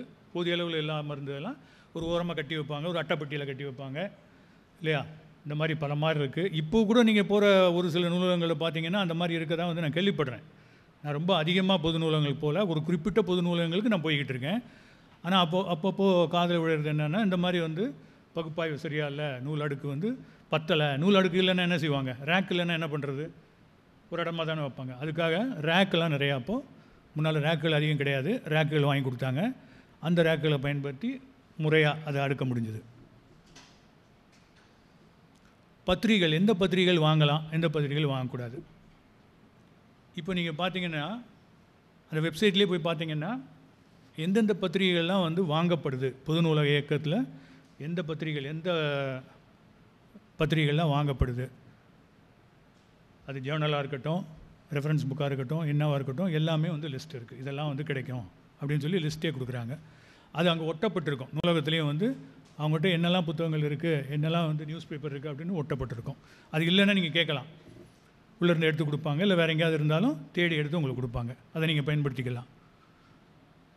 அதுவும் இந்த மாதிரி டிஸ்ட்ரிக்ட் சென்ட்ரல் லைப்ரரி, இந்த மாவட்ட மைய நூலகத்தில் நீங்கள் பார்த்தீங்கன்னா மாணவர்கள்லாம், இந்த என்ட்ரன்ஸ் எக்ஸாமுக்காக படிக்கிற மாணவர்கள்லாம் வந்து பெரிய அளவில் அதை பயன்படுத்துவாங்க. சென்னை அண்ணா சென்டினரி லைப்ரரி இருக்குது, அதுவும் இந்த மாதிரி பொது நூலக இயக்கத்தோடு உள்ளே வர்றது தான். அண்ணா சென்டினரி லைப்ரரியில் நீங்கள் போய் பார்த்தீங்கன்னா பாதி நேரம் வந்து இந்த மாதிரி நுழைவுத் தேர்வு படிக்கிறவங்க தான் ஏகப்பட்ட பேர் இருப்பாங்க. இப்போ நம்ம மாணவர்கள் வெளியே இருந்து படிச்சுட்டு இருக்காங்க பாருங்கள், அந்த மாதிரி உள்ள லைப்ரரியிலேயே படிக்கிறதுக்காக ஒரு இடம் கொடுத்துருக்காங்க, அங்கே படிச்சுட்டு இருப்பாங்க. ஸோ அவங்களுக்கெல்லாம் வந்து உதவி செய்யணும் அப்படிங்கிறதுக்காக தான் அது ஏற்படுத்தப்பட்டது. இந்த என்ட்ரன்ஸ் எக்ஸாமுக்காக, அந்த நுழைவுத் தேர்வுக்காகவே வந்து ஒரு சில பத்திரிகைகள்லாம் இருக்குது. யோஜனா, எக்கனாமிக் டைம்ஸ், அந்த மாதிரி வந்து நிறைய புக்ஸ் இருக்குது. என்ட்ரன்ஸ் எக்ஸாமுக்காக படிக்கிறவங்களுக்கு அது தெரிய வரும். நீங்கள் இந்த 3 ஆண்டு படிப்பு முடிஞ்சு நீங்கள் வேலைக்கு முயற்சி செய்யும்போதோ, அடுத்து நீங்கள் படிக்கிறதுக்கு முயற்சி செய்யும்போதோ இதெல்லாம் உங்களுக்கு தெரிய வரும். இதுக்கான நுழைவுத் தேர்வுக்காகவே வந்து சிறப்பாக பயன்படுத்தக்கூடிய பல புத்தகங்கள் இருக்குது. அதெல்லாம் வந்து இந்த லைப்ரரியில் ஸ்டாக் பண்ணி வச்சுருக்காங்க, பயன்படுத்திக்கலாம். சர்க்குலர்ஸ், சுற்றறிக்கைகள் இருக்குது இல்லையா, சுற்றறிக்கைகள் வந்து உங்களுக்கு காலேஜ்லேயே பாருங்கள், உங்களுக்கு சுற்றறிக்கைகள்லாம் வரும், நோட்டீஸ் போர்டிலெலாம் போட்டிருப்பாங்க. அந்த சுற்றறிக்கைகளுக்கு வந்து மேலே ஒரு நம்பர் கொடுத்துருப்பாங்க, பார்த்துருக்கீங்களா? இடது பக்கத்தில் ஒரு நம்பர் கொடுத்துருப்பாங்க. ஆஃபீஸுகளில் வந்து லெட்டருக்கே வந்து ரெஃபரன்ஸ் நம்பர்னு ஒரு நம்பர் லெஃப்ட்டில் கொடுத்துருப்பாங்க. அந்த மாதிரி சுற்றறிக்கைக்கு ஒரு நம்பர் கொடுத்துருக்கோம். அந்த நம்பர்லாம் முன்னால் கிடையாது. அவ்வப்போது தேவைக்கேற்ப சுற்றறிக்கைகள் விடுவாங்க. பிறகு சுற்றறிக்கைக்காக வந்து டிபார்ட்மெண்ட் வாரியாக நம்பர் கொடுத்து அந்த நம்பர் சீரியல் நம்பராக வந்து அது எல்லாத்துக்கும் அனுப்பப்படும். அதே மாதிரி ஸ்டாண்டர்டாக பதிவேடுகள், புக் ரிஜிஸ்டர், என்னென்ன ரிஜிஸ்டர் ஒவ்வொரு நூலகத்துலேயும் இருக்க வேண்டிய பதிவேடுகள் என்ன, அதை எப்படி முறையாக வந்து பயன்படுத்தணும், எப்படி அதை பதியணும், அதை ஆய்வு செய்ய போகிற உயர் அதிகாரிகள் வந்து இதெல்லாம் பார்க்கணும், என்ன அறிவுரை கொடுக்கணும் அப்படிங்கிறதெல்லாம் வந்து தெரியப்படுத்துது. சிறுவர் பிரிவு, சில்ட்ரன்ஸ் லைப்ரரி அப்படிங்கிற மாதிரி ஒரு சில இடங்களில் தனியாலாம் சில்ட்ரன்ஸ் லைப்ரரி இருக்கும். இப்போ வந்து டிஸ்ட்ரிக்ட் சென்ட்ரல் லைப்ரரியில் ஒவ்வொரு மாவட்ட மைய நூலகத்தில் சிறுவர் பிரிவு ஒன்று இருக்கணும் அப்படிங்கிற மாதிரி சிறுவர் பிரிவு கொடுத்துருக்காங்க. அது இன்னும் பெரிய அளவில் பயன்படுத்தினா நல்லாயிருக்கும். சிறுவர் பிரிவு இருக்குது, புத்தகங்கள் இருக்குது, அதுக்கான அலுவலர் இருக்காங்க. ஆனால் பயன்படுத்தும் குழந்தைகள் வந்து குறைஞ்சிருக்கு. முன்ன மாதிரி ரொம்ப அதிகமாக குழந்தைகள் பயன்படுத்தலை. அதை பெற்றோர் தான் வந்து அதை ஊக்குவிக்கணும். பெற்றோர் சொல்லி தான் அவங்க செய்ய முடியும். அது பணி நிர்ணயம், ஒர்க் அலோகேஷன் கேள்விப்பட்டிருப்பீங்க. ஒர்க் அலோகேஷன், அலுவலில் வேலை பார்க்குறவங்களுக்கும் ஒர்க் அலோகேஷன் இருக்கும். உங்கள் காலேஜ்லேயே டிபார்ட்மெண்ட்டில் ஒவ்வொரு டிபார்ட்மெண்ட்லேயும் வந்து பேராசிரியர் இருக்காங்க, இணை பேராசிரியர் இருக்காங்க, உதவி பேராசிரியர் இருக்காங்க. ஒவ்வொருத்தருக்கும் நீங்கள் பார்த்தீங்கன்னா ஒவ்வொருத்தருக்கும் ஒரு ஒர்க் அலோகேஷன் இருக்கும். அவங்க என்னென்ன பணிக்கு வந்து அவங்க பொறுப்பு அப்படிங்கிற மாதிரி ஒவ்வொரு கல்லூரிலையும் கொடுத்துருப்பாங்க. வங்கிலையும் அதே மாதிரி ஒவ்வொரு துறைக்கும் யார் பொறுப்பு. நீங்களே பார்த்துருப்பீங்க, வங்கிக்கு போனீங்கன்னா காசாளர் இருப்பார், அப்புறம் ஒரு ஃப்ரண்ட்லைன் டெஸ்க் ஆஃபீஸர்லாம் இருப்பாங்க. சேவிங்ஸ் பேங்க் யார், கரண்ட் அக்கௌண்ட் யார், லோன்ஸுக்கு யார், ரெக்கரிங் டெபாசிட்டுக்கு யார், கேஷுக்கு யார், அந்த மாதிரி பிரித்து வைக்கிறாங்க இல்லையா, அந்த மாதிரி பிரிக்கப்பட்டாங்க.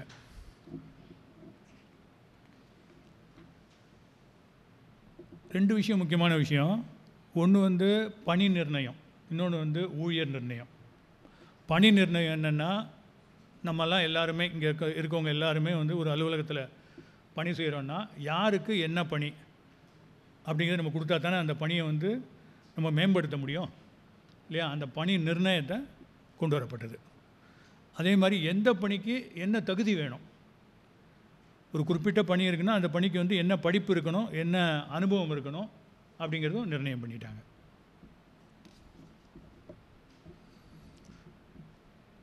இது எல்லாம் வைக்கிறதுக்கு இடம் வேணும் இல்லையா. கட்டிடங்கள், பில்டிங்ஸ். ஒரு 1973-74 ஒரு 7-8 ஆண்டுகளுக்குள்ள ஒவ்வொரு மாவட்டத்துலேயும் வந்து ஒரு மாவட்ட மைய நூலகம் கட்டிட்டாங்க. இப்போ கிட்டத்தட்ட ஒரு 12-14 மாவட்டங்களில் வந்து சொந்த இடத்துலையே வந்து மாவட்ட மைய நூலகம் இருக்குது. அந்த மாதிரி பில்டிங்ஸ். இப்போ கூட ஒரு வில்லேஜ்லேயோ இல்லை ஏதாவது ஒரு ஊரில் வந்து உங்களுக்கு ஒரு லைப்ரரி வேணும் அப்படிங்கிற மாதிரி நீங்கள் பல பேர் நினைக்கிறீங்க, இல்லை உங்கள் பெற்றோர் நினைக்கிறாங்க, இல்லை உங்கள் சொந்தக்காரங்க நினைக்கிறாங்க, இல்லை உங்கள் ஊரில் இருக்கவங்கலாம் நினைக்கிறாங்க அப்படின்னா அதுக்கு என்ன செய்யணுங்கிற ஒரு வழிமுறை உங்களுக்கு தெரியுமா? தெரியாதா? ஒரு கிராமத்தில் இல்லை ஒரு பெரிய கிராமத்தில் 1000 பேராவது குடியிருக்காங்க அப்படின்னா அவங்களுக்கு ஒரு நூலகம் அமைப்பதற்கு தகுதி இருக்குது. அவங்க கேட்கலாம். 1000 பேர் இருக்காங்கன்னா நூலகம் அமைக்கிறதுக்கான தேவையை அவங்க கேட்கலாம். ஆனால் நூலகம் அமைக்கிறதுக்கு வந்து இந்த பொது நூலக இயக்கத்துலேயும் அரசாங்கத்துலேயும் ஒரு சில வழிமுறைகள் வச்சுருக்காங்க. என்னென்னா, நீங்களே ஒரு இடம் கொடுத்தா ஒன்று அவங்க கட்டிக்குவாங்க, ஒரு இடம் கொடுக்கணும், அவங்க கட்டிக்குவாங்க. அடுத்தது என்னென்னா, நீங்களே இடத்தையும் கொடுத்து கட்டியும் கொடுத்துட்டா இன்னும் நல்லது. உங்களை புரவலராக ஹானர் பண்ணி பேரை கூட போட்டுருவாங்க, இவங்களாம் இருக்கணும்னு. அதே மாதிரி அந்த ஊரில் இருக்கவங்க முக்கியமானவங்க இந்த நூலகத்தை பயன்படுத்துறதுலையோ இல்லை பிறர் பயன்படுத்தணும் அப்படிங்கிறதுல ஆர்வம் உள்ளவங்க வந்து புரவலராக சேர்ந்துக்கலாம். புரவலர்னால் என்ன? அவங்க வந்து ஒரு கான்ட்ரிபியூஷன் கொடுத்து ஒரு ஹானரரியம் அவங்க பேர் வந்து சேர்த்துக்குவாங்க. அந்த மாதிரி ஆட்கள் வேண்டும். இதெல்லாம் இருந்ததுன்னா அரசாங்கத்துக்கு மனு கொடுத்து அவங்கள கூப்பிட்டு வந்து இடத்த காமிச்சு, இவங்கெல்லாம் இத்தனை பேர் இருக்கிறாங்க அந்த கிராமத்தில், அதனால் இது தேவைப்படுது அப்படின்னு காரியங்களை நம்ம வந்து ஒரு மனுவாக கொடுத்தா அவங்க ஏற்றுக்கிட்டு செய்வாங்க.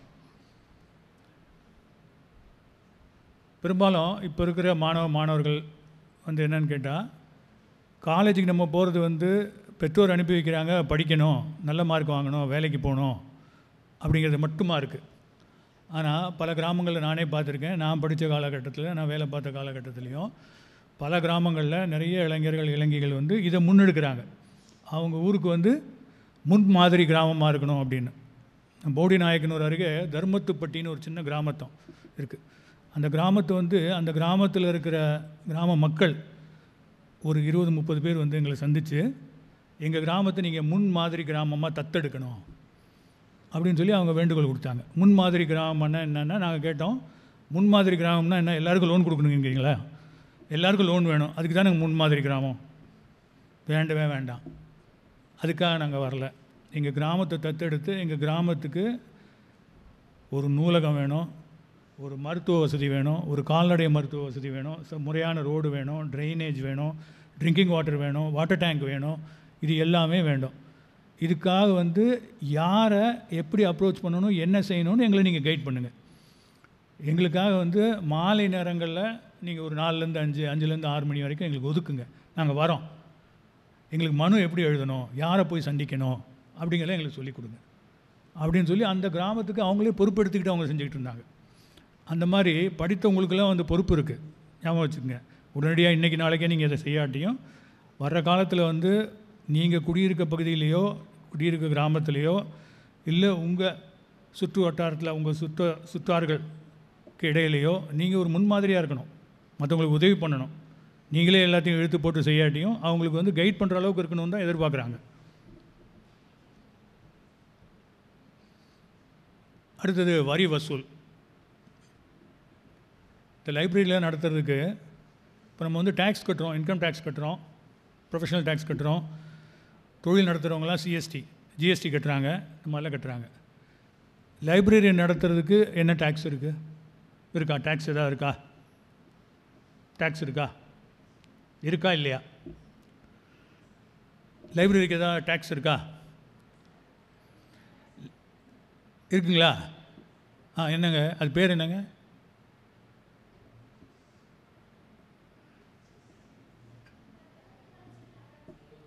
சரிம்மா, ஆமாம்மா, ஆமாம், சேர்த்து பண்ணுறேன், அருமை. சரி, அது உங்கள் குழந்தைகளுக்கும் உங்கள் மாணவிகளுக்கும் சொல்லுங்கள், ஏதோ ஒரு வகுப்புலேயும் சொல்லுங்கள். செஸ்ன்னு இருக்குது, லைப்ரரி செஸ்ன்னு இருக்குது. அவங்க சொன்ன மாதிரி, அவங்க குறிப்பிட்ட மாதிரி ஒரு கிராம பஞ்சாயத்தோ நகர பஞ்சாயத்தோ வந்து அவங்க வரி வசூலிக்கும் போது வரியில் ஒரு பகுதி வந்து லைப்ரரி செஸ்ஸாக தான் கலெக்ட் ஆகுது. அது எதுக்காக கலெக்ட் பண்ணுறாங்கன்னா, அந்த லைப்ரரி உபயோகத்துக்கு, அந்த கட்டடம் கட்டுறதுக்கோ, அதில் புத்தகங்கள் வாங்குறதுக்கோ, ஆட்களை பணியமர்த்தவங்களுக்கு சம்பளம் கொடுக்கவோ, அதுக்காக தான் அந்த பணம். ஆனால் பெரும்பாலான சமயங்களில் முன்னாலெல்லாம் அந்த பணம் வந்து முறையாக கொடுக்கல. அந்த பணம் வந்து லைப்ரரி செஸ் வந்து கலெக்ட் பண்ணது லைப்ரரி பர்பஸ்க்காக போகலை. அதை வந்து தில்லைநாயகம் அவர்கள் வந்து அதை ஒரு முன்னெடுத்து அந்த லைப்ரரி செஸ்ஸை கலெக்ட் பண்ணுறதுக்காக பல நகராட்சிகள், நிர்வாகங்கள், கார்ப்பரேஷன், வில்லேஜு இருக்கிற முக்கியமானவங்களை பார்த்து அவங்ககிட்ட ஒரு வேண்டுகோள் விடுத்து அவங்கள தொடர்ந்து அவங்களோட போராடி லைப்ரரி செஸ் எல்லாம் வந்து பெரிய அளவில் கலெக்ட் பண்ணிட்டார். ஆயிரக்கணக்கான ரூபாய்கள் மட்டுமே கலெக்ட் ஆன காலகட்டத்திலேருந்து லட்சக்கணக்கான ரூபாய்கள் கலெக்ட் ஆகிற மாதிரி ஆயிடுச்சு. ஸோ அவ்வளோ பணம் கலெக்ட் பண்ணதுனால என்ன சௌகரியம் ஆச்சு? அந்த பணம் இருந்ததுனால தான் வந்து அதிக தேவையான பணியாளர்களை நியமித்து அவங்களுக்கு வந்து தேவையான செய்கிறதுக்கோ இல்லை புத்தகங்கள் வாங்கிறதுக்கோ இந்த மேகசின்ஸ் வாங்கிறதுக்கோ செய்ய முடிஞ்சுது. ஸோ லைப்ரரி செஸ்ஸுங்கிறது வந்து கலெக்ட் ஆகுது, வசூல் ஆகுது. அதை வந்து எங்கே கலெக்ட் ஆகுதோ அவங்ககிட்ட இருந்து அந்த பணத்தை பெற்று இதை பயன்படுத்தணும். ஸோ அது முன்னால் வந்து அந்த அளவுக்கு பெரிய அளவில் செய்யப்படாமல் இருந்ததை செய்கிற மாதிரி ஒரு முயற்சியை கொண்டு வந்துட்டார்.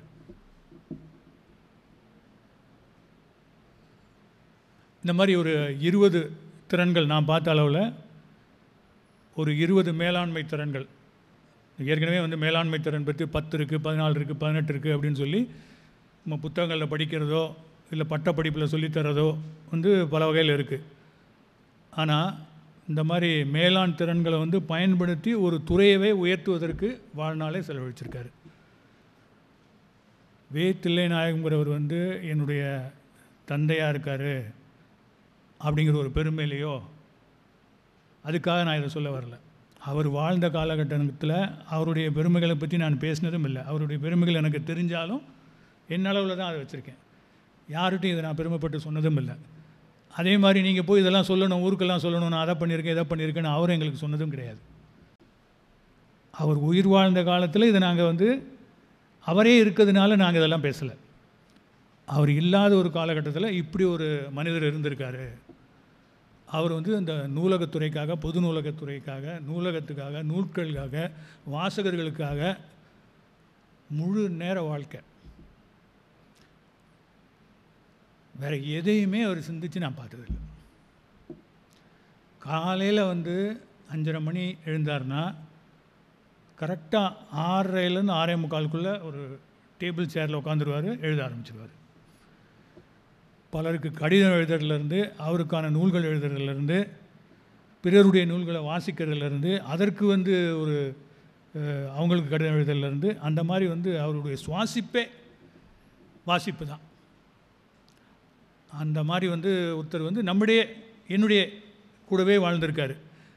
எதுக்காக வந்து நான் இதை பேச முடியுது, நான் பேச வந்திருக்கேன் அப்படின்னா, இதை கூடவே இருந்து வாழ்ந்ததுனால, இதை நான் பார்த்ததுனால, இதை உணர்வுபூர்வமாக உங்களுக்கு இதை நான் சொல்ல முடியும். இது உங்களுக்கு 100 பேரில் ஒருத்தருக்கோ இல்லை 100 கருத்தில் ஒரு கருத்தோ உங்களுக்கு வந்து மனசில் இருக்கலாம். இன்றைக்கி இல்லாட்டியும் பின்னால் இருக்கலாம். நான் கல்லூரி பேராசிரியராக இருந்தேன், ஒரு 17 ஆண்டுகள் இருந்தேன் தொடர்ந்து. பல மாணவர்கள் படிப்பாங்க. நான் MBA தான் வந்து ப்ரொஃபஸராக இருந்தேன். MBAயில் முக்கியமாக நாங்கள் சொல்கிறது என்னென்னா, மாணவர்கள் மாணவிகள் வந்து கம்யூனிகேட் பண்ணணும், பேசணும். கிளாஸில் வந்து கேள்வி கேட்கணும், பேசணும், டிஸ்கஸ் பண்ணணும், குரூப் டிஸ்கஷனில் கலந்துக்கணும், வெளியிடங்களில் போய் வந்து தயங்காமல் பேசணும். அப்படிங்கிறத வந்து ரொம்ப அடிக்கடி நாங்கள் சொல்லுவோம். ஆனால் அந்த படிப்பில் சேர்கிற மாணவர்கள் அத்தனை பேரும் அப்படி இருக்க மாட்டாங்க. பல பேரும் பேசவே மாட்டாங்க. அவங்களுக்கு பேச வாய்ப்பு நம்ம கொடுத்து இங்கே மேடையில் ஏற்றி நிற்க வச்சா கூட தயங்குவாங்க, ஃபம்பிள் பண்ணுவாங்க, வெட்கப்படுவாங்க. அந்த மாதிரி தான் பெரும்பாலும் இருப்பாங்க. நான் கூட அப்படி தான் இருந்திருக்கலாம். கல்லூரி காலத்தில் அப்படி இருந்திருக்கலாம். அது அவங்கவுங்க வளர்கிற விதத்தை பொறுத்து. ஆனால் அதே மாணவர்கள் வந்து ஒரு 2 ஆண்டு 5 ஆண்டு 10 ஆண்டு கழித்து ஏதாவது ஒரு சந்தர்ப்பத்தில் அவங்க வந்து இதை ரீகால் பண்ணுறாங்க. சார், நீங்கள் அன்றைக்கி கூப்பிட்டீங்க, நிற்க வச்சு பேச சொன்னீங்க, அந்த நேரத்தில் நான் வந்து உங்களை ரொம்ப மனசார திட்டியிருக்கேன், இப்படி வந்து எல்லோரும் முன்னாலேயும் நம்மளை அசிங்கப்படுத்திட்டாரு அப்படின்னு கூட நினச்சிருக்கேன். ஆனால் அது வந்து எவ்வளோ பெரிய வாய்ப்பு அப்படிங்கிறத நான் இப்போ தான் நினைக்கிறேன் அப்படின்னு சொல்லி பல மாணவர்களுடைய பேரை கூட நம்ம மறந்துருப்போம். அவங்க வந்து எதிர்பாராத சந்தர்ப்பங்களில் நம்ம சந்திச்சது பேசுகிறாங்க, ஃபோனில் சொல்கிறாங்க, மெசேஜ் அனுப்புகிறாங்க. இப்போ சமீபத்தில் ஒரு 3 மாதத்துக்கு முன்னால் உங்களை மாதிரி ஒரு மாணவி, அந்த மாணவி வந்து கேரளாவை சேர்ந்தவங்க, 2 ஆண்டு படித்தாங்க, படித்து போயிட்டாங்க. அவங்க முகம் ஞாபகம் இருக்குது, அவங்க பேர் கூட ஞாபகம் இல்லை. அவங்க ஒரு 3 மாதத்துக்கு முன்னால் ஃபோன் பண்ணாங்க. ஃபோன் பண்ணி ஒரு பேரை சொல்லி, இந்த மாதிரி நான் அவங்ககிட்ட படித்த மாணவி, உங்களை நேரில் பார்க்கணும், எந்த ஊரில் இருக்கீங்க, எப்போ பார்க்கலாம் அப்படின்னு நான் சொன்னேன். அதுக்கப்புறம் அவங்க வந்து கணவரோடு வந்தாங்க. கணவரும் எங்கள் கல்லூரியில் படித்தவர் தான். அவர் பேர் சொன்ன பிறகு தான் எனக்கு தெரிய வருது. அவங்க பேசினாங்க, பேசிட்டு ஒரு டேட் ஃபிக்ஸ் பண்ணிட்டு வீட்டுக்கெல்லாம் வந்தாங்க. ஆனால் அவங்க பேசும்போது என்ன சொன்னாங்கன்னா, உங்களை லைப்ரரியில் தான் நாங்கள் பார்ப்போம், உங்கள் பேரை சொன்னாலே எங்களுக்கு லைப்ரரி, புக்கு, டீச்சிங் இதான் ஞாபகம் வருது, எங்களால் மறக்க முடியல, நேரில் வந்து சந்திக்கிறோம் அப்படின்னு ஒரு எதிர்பாராத ஒரு மாணவி வந்து அப்படி வந்து சந்திக்கிறாங்க. ஸோ அந்த வகையில் வந்து நூலகம் வந்து உதவியாக இருந்திருக்கு, நூலை படிக்கிற பழக்கம் வந்து உதவியாக இருந்திருக்கு. அவங்களுக்கு ஏதோ ஒரு திருப்பு முனையை அந்த லைஃப்பில் கொடுத்துருக்கு. அந்த மாதிரி ஏதோ ஒரு திருப்பு முனை ஏதோ ஒரு காலகட்டத்தில் ஒரு சந்தர்ப்பத்தில் உங்களுக்கு அமையும். இன்றைக்கி நீங்கள் வந்து ஒரு 70 பேர் இங்கே உட்காந்துருக்கீங்க, மாணவிகளாக இருக்கீங்க. நான் சொல்கிறேன், நான் சொன்னதில் எந்த அளவுக்கு உங்களுக்கு வந்து ஈடுபாடு ஏற்பட்டதோ, மனசில் பதியுதோ தெரியலை.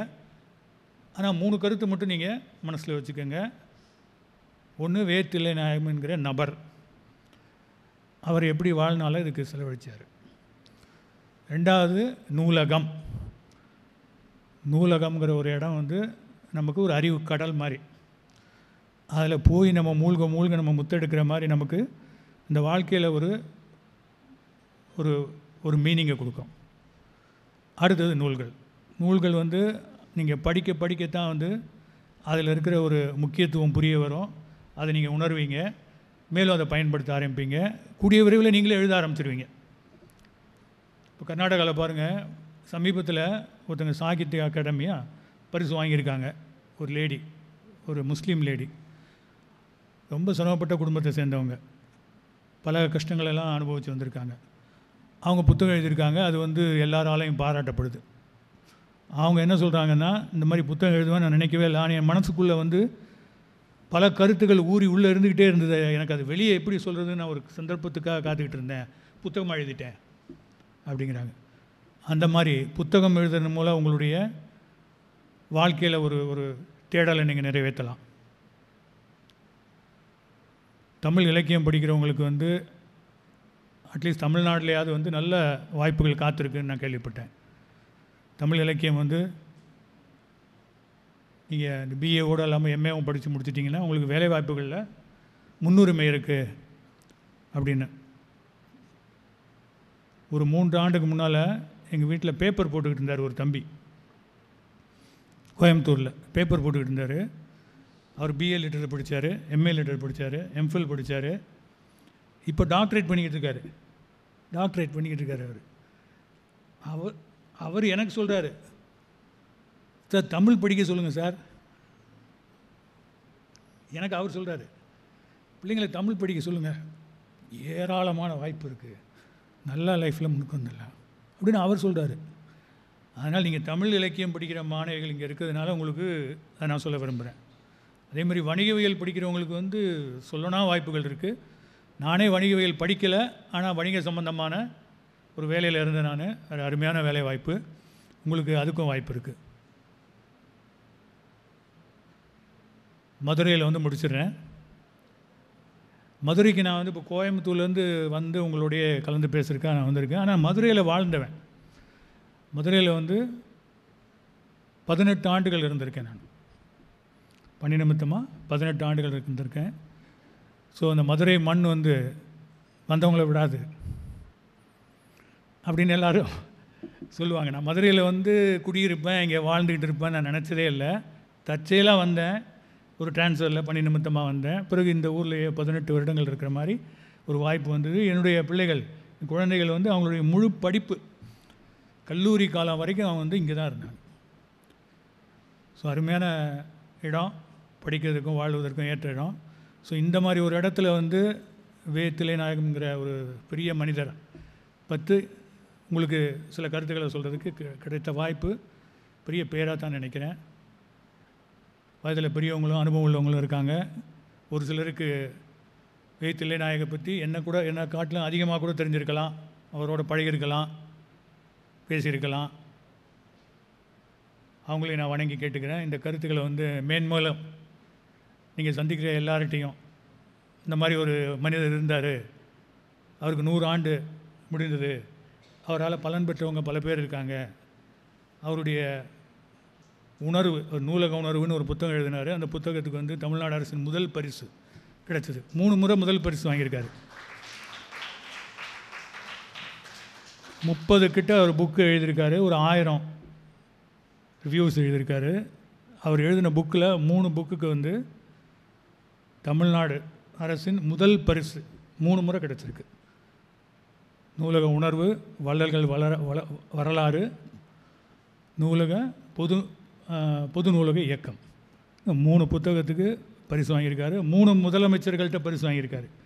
வீட்டில் ஃபோட்டோ வச்சுருந்தார். 3 முதலமைச்சர்கிட்ட பரிசு வாங்குற மாதிரி ஃபோட்டோலாம் இருக்குது.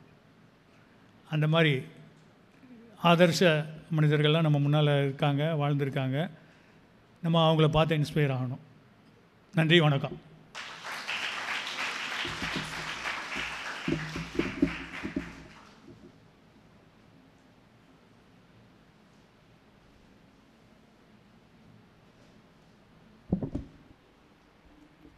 மருத்துவர் பேராசிரியர் அருள்வேலன் ஐயா அவர்கள்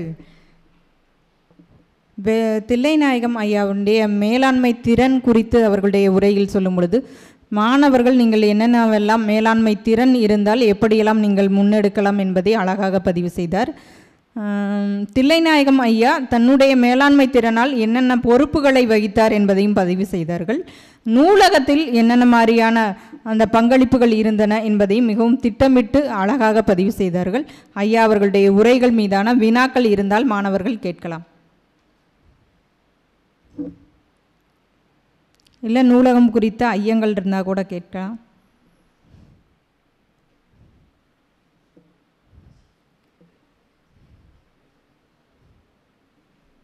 மாணவர்கள் ஒருத்தருக்குமே ஐயம் இல்லையாப்பா எதுவுமே? இல்லை கருத்துரை இருந்தால் சொல்லலாம். எப்போவுமே தமிழறிஞர்கள் தான் மாணவர்களாக இருக்கீங்க.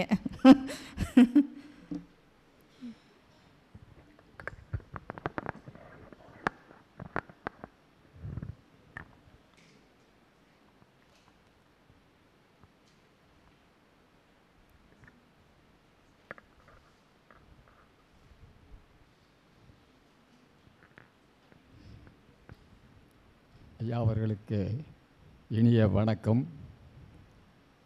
ஐயா, தில்லைநாயகம் பற்றி நிறைய கேள்விப்பட்டிருக்கிறேன். அதுலேயும் இன்றைக்கி ஐயா தில்லைநாயகம் பற்றி அவருடைய புதல்வரே வந்து இங்கே இந்த அளவுக்கு பேசுனது மிகுந்த மகிழ்ச்சியாக இருக்குது. ஐயாவுடைய குரல் வந்து ரொம்ப ஒரு மெதுவான குரலாக தான் இருந்தது. இருந்தாலும் கருத்துக்கள் நிறைய இருந்தது. நூலகராக இருந்து தமிழக அரசினுடைய 3 முதல் பரிசுகளை அவர்கள் பெற்றார்கள் என்பதும் அவர்களுடைய மேலாண்மை திறமை. பிள்ளைங்களாம் நிறைய எந்திரிச்சு பேசணும். மேலாண்மைங்கிறது ஒரு நிர்வாகத்திறன் வந்து எல்லாருக்கும் வரணும்.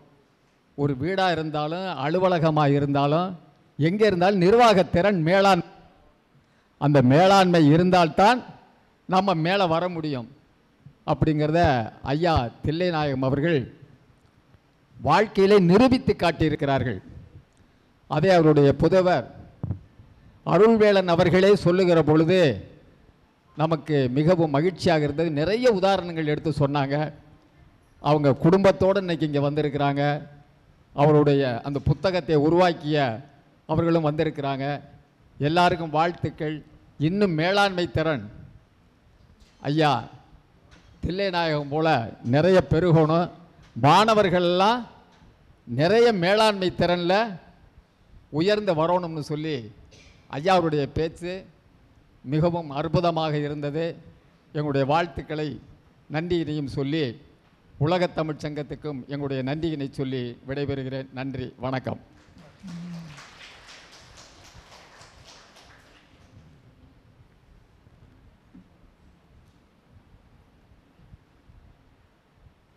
அனைவருக்கும் வணக்கம்.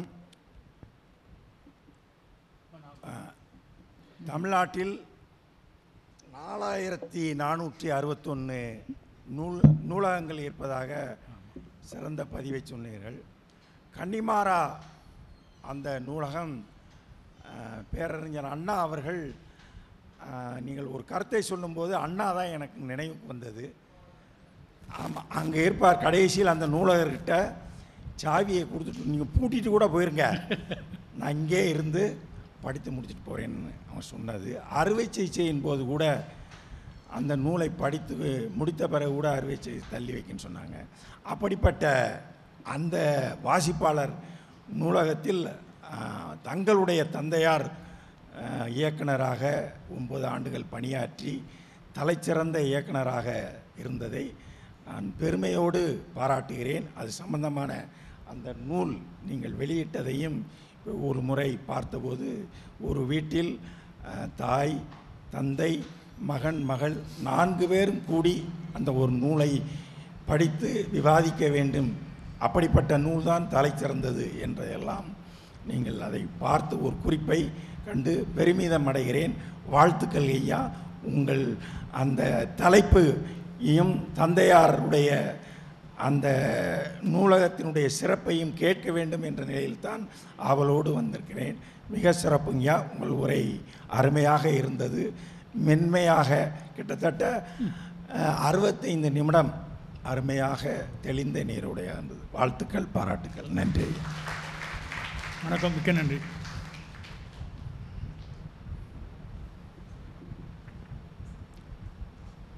மாணவி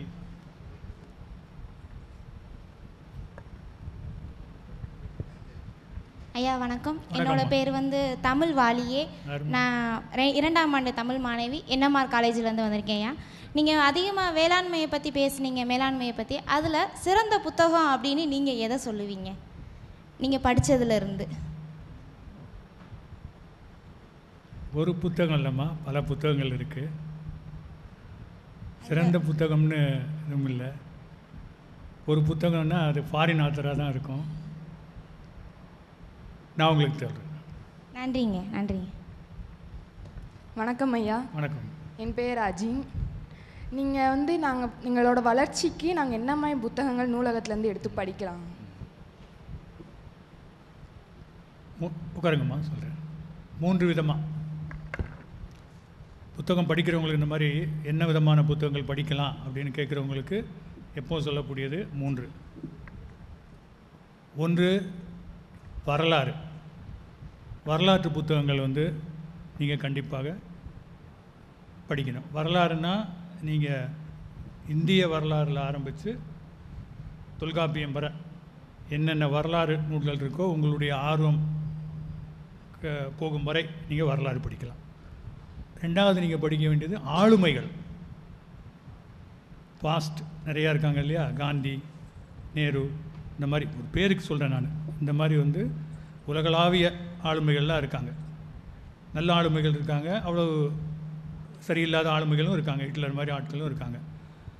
அந்த ஆளுமைகளை பற்றி பல புத்தகங்கள் இருக்குது. அந்த ஆளுமைகளை பற்றி நீங்கள் படிக்கணும்.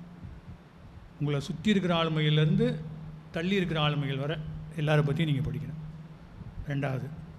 மூன்றாவது வந்து நீங்கள் முடிவு பண்ணிக்க வேண்டியது, நீங்கள் எந்த துறையில் வந்து சிறந்து விளங்கணும், எந்த துறையில் உங்களுக்கு வந்து ஆர்வம் வந்து குறையாமல் எப்போதும் இருக்கும் அப்படின்னு நீங்கள் நம்புகிறீங்களோ அந்த துறை சார்ந்த புத்தகங்களை நீங்கள் கிடைக்கிற புத்தகங்கள்லாம் படிக்கணும்.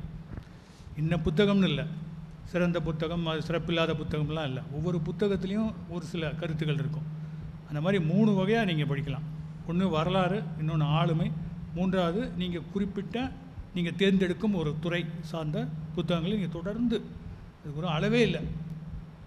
நீங்கள் கேட்டனால சொல்கிறேன், நான் ஒரே நாளில் 2-3 புத்தகங்கள் கூட படித்த காலகட்டம்லாம் இருக்குது.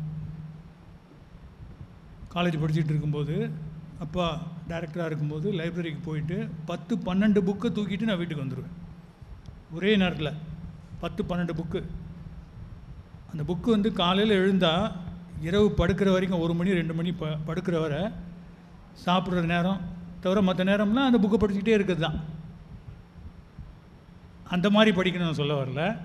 ஒரு ஆர்வம் ஏற்பட்டுட்டால் உங்களுக்கு எந்த துறை பிடிச்சிருக்கோ அதில் நீங்கள் படிக்கலாம். இதுதான் எனக்கு தெரிந்த தேர்வு முறை. நன்றி ஐயா.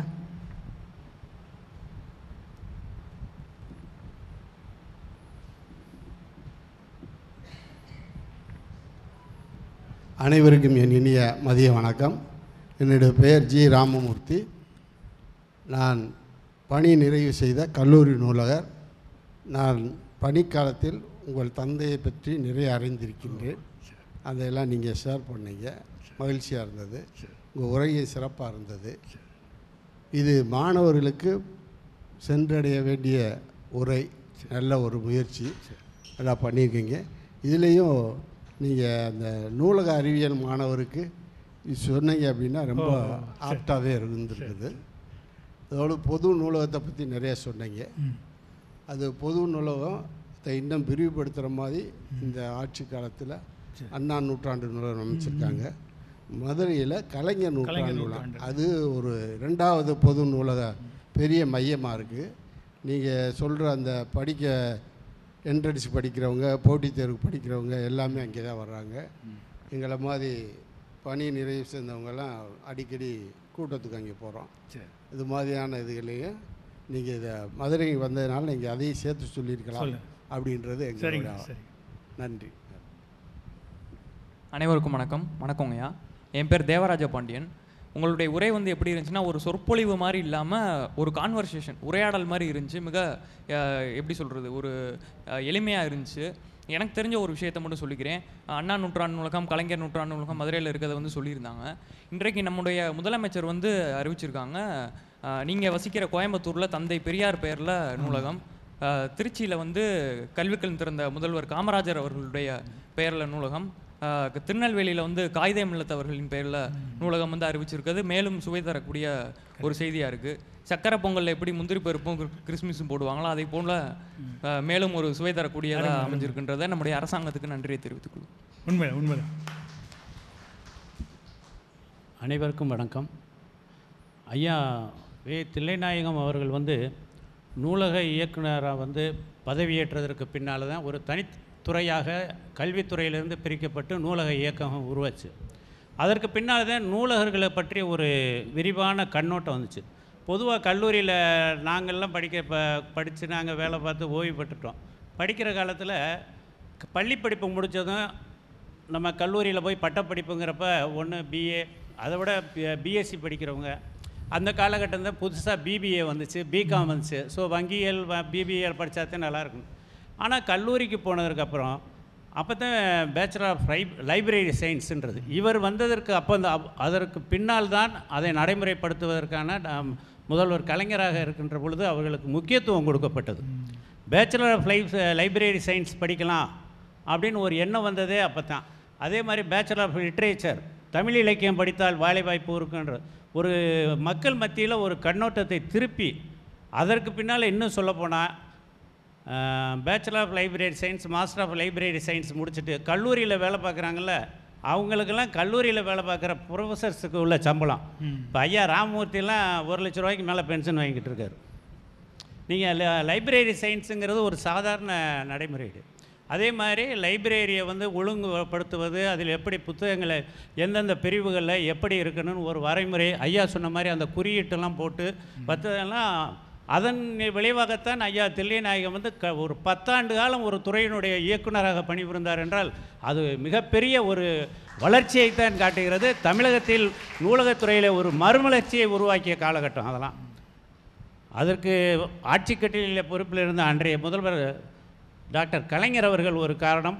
அவர் வந்ததுக்கு பின்னால் தான் இந்த ஒரு விழிப்புணர்வு வந்தது. அத்தகைய நடைமுறையெல்லாம் கொண்டு வந்ததில் ஐயா தில்லைநாயகத்தை அவர்கள் நாங்கள் வணங்கி பாராட்டுகின்றோம். அவரை பற்றி நீங்கள் தெளிவாக ஒரு கலந்துரையாடல் போல பேசியது எங்களுக்கு மகிழ்ச்சியை தந்தது. நன்றி, வணக்கம்.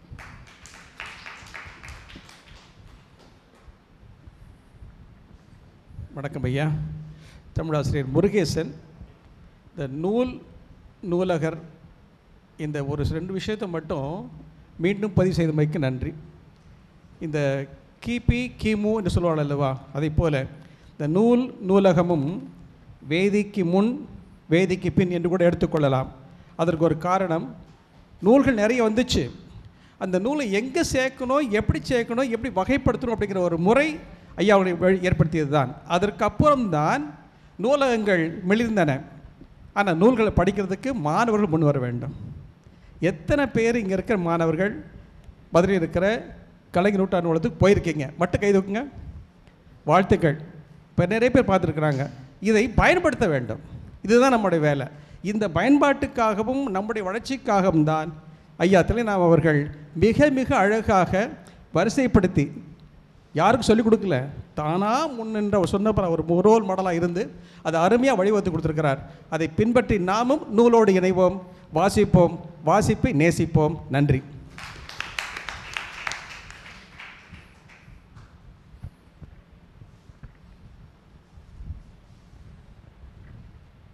மாணவிகள் எதுவும் வேறு எதுவும் கேட்கணுமா?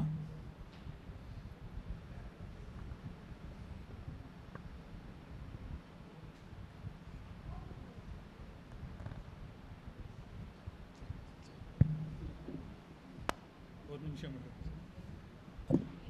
ஐயா பெரியவங்க பேசினாங்க, முன்வரிசையில் இருக்கவங்க. இந்த கலைஞர் நூற்றாண்டு நூலகம் மதுரையில் இருக்குது அப்படிங்கிறத நான் குறித்து வந்திருந்தேன், சொல்ல மறந்து விட்டேன், மன்னிக்கணும். கன்னிமரா புது நூலகம், அண்ணா சென்டினரி லைப்ரரி, கலைஞர் சென்டினரி லைப்ரரி என்ற 3 லைப்ரரி முக்கியமான தமிழ்நாட்டில் இருக்குதுன்னு குறித்துட்டு தான் வந்திருந்தேன். பேச்சு வாக்கில் அதை மறந்து விட்டது, மன்னிக்கணும். ரெண்டாவது, இந்த லைப்ரரி சயின்ஸ்க்காக வந்து பேச்சுலர் ஆஃப் லைப்ரரி சயின்ஸ் இருக்குது அப்படிங்கிற மாதிரி குறிப்பிட்டீங்க. வே தில்லைநாயகமாருடைய மேலாண்மை திறனில் ஒரு மேலாண்மை திறன் என்னென்னா training for librarians, diploma in library science அப்படிங்கிற ஒரு கோர்ஸை அவர் இயக்குனராக இருக்கும்போது கொண்டு வந்து பணியில் இதுக்கு எக்ஸ்போஷர் இல்லாத நூலர்கள் எல்லாருக்குமே வந்து அந்த டிப்ளமோ இன் லைப்ரரி சயின்ஸுங்கிற ஒரு இதை கற்பித்து அங்கே இதுலேயே லைப்ரரியிலே கன்னிமரா பப்ளிக் லைப்ரரியிலே அதுக்கான கிளாஸுகள் வகுப்புகள் நடக்கும். அப்பாவே அதில் வந்து வகுப்பு எடுப்பாங்க, மற்றவங்களும் வகுப்பு எடுப்பாங்க. அவங்க படித்தவங்களுக்கு வந்து ப்ரொமோஷன், அது தேர்வு பெற்றதுக்காக அவங்களுக்கு ஒரு ப்ரொமோஷன் கிடைக்கும். அந்த மாதிரி ஒரு முயற்சியும் பண்ணார். அதுவும் அவருடைய மேலாண்மை திறனில் ஒரு மகுடம் தான். தம்பி சொன்னாங்க, இந்த மாதிரி கோவையில், திருச்சியில், திருநெல்வேலியில் மேலே நூலகங்கள் வருது. நானும் அந்த செய்தி கேள்விப்பட்டேன், மகிழ்ச்சியான செய்தி.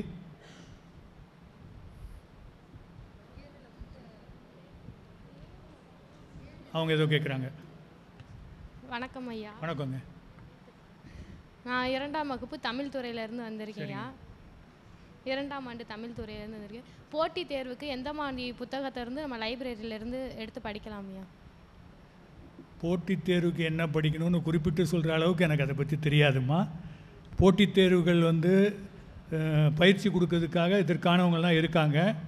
அவங்கள நான் கேட்டு கூட நான் உங்களுக்கு சொல்கிறேன். நான் ஏன்னா இப்போ போட்டித் தேர்வு பயிற்சி கொடுக்கறத பற்றியான இது பற்றி எனக்கு அந்த அளவுக்கு இப்போது தெரியலை. அதனால் நான் தெரிஞ்சுக்கிட்டு நான் உங்களுக்கு நான் சொல்கிறேன். நான் எனக்கு தெரிஞ்சு சென்னையில் இதுக்காக தமிழக அரசே வந்து ஒரு பயிற்சி நிறுவனம் வச்சுருக்காங்க, சென்னையில் வச்சுருக்காங்க. அவங்க வந்து இந்த சிவில் சர்வீசஸ் படிக்கிறாங்க. உட்காருங்க, நீங்கள் உட்காருங்கம்மா. சிவில் சர்வீசஸ் படிக்கிறவங்களுக்காக ஒரு பயிற்சி நிறுவனமே வந்து சென்னையில் இருக்குது. அந்த நிறுவனத்தில் வந்து உறைவிடத்தோடு அதுக்கு ஒரு என்ட்ரன்ஸ் எக்ஸாம் வைக்கிறாங்க. நீங்கள் படித்து முடித்தோம், டிகிரி முடித்தோடனே அதை நீங்கள் யோசிக்கலாம். என்ட்ரன்ஸ் எக்ஸாம் வச்சு ஆட்களை வந்து அவங்க தேர்ந்தெடுக்கிறாங்க. தேர்ந்தெடுக்கிறவங்களுக்கு வந்து அங்கேயே தங்கி பயிற்சி கொடுத்து அவங்க இந்த சிவில் சர்வீசஸ் ப்ரிலிமினரியிலேருந்து மெயின் எக்ஸாம்லேருந்து நான் முதல்வன் திட்டம் நான் முதல்வன் திட்டத்தின் மூலமாக அங்கே கொடுக்குறாங்க. அப்படி ஒரு திட்டம் இருக்குது. குறிப்பிட்டு எந்த புத்தகம் படிக்கணும் அப்படிங்கிறத பற்றி எனக்கு முன் அனுபவம் இப்போ இல்லை, நான் கேட்டு சொல்கிறேன். அந்த பெண்மணிக்கு கூடுதலாக ஒரு தகவல். சரி. மதுரையில் உள்ள கலைஞர் நூற்றாண்டு நூலகத்தில் போட்டித் தேர்வுக்கு என்று ஒரு அடுக்கு இருக்குது. சரி சரி.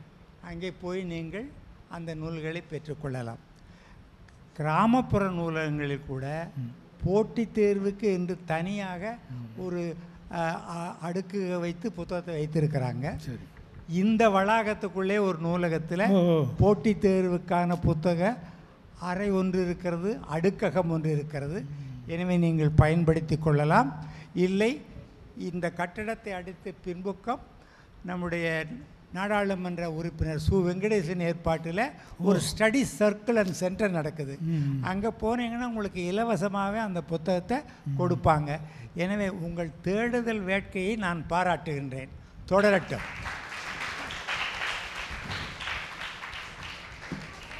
நண்பர் அருள் சார்பாக 2 தகவல்களை சொல்லிக் கொள்ளலாமா சோமசுந்தரி?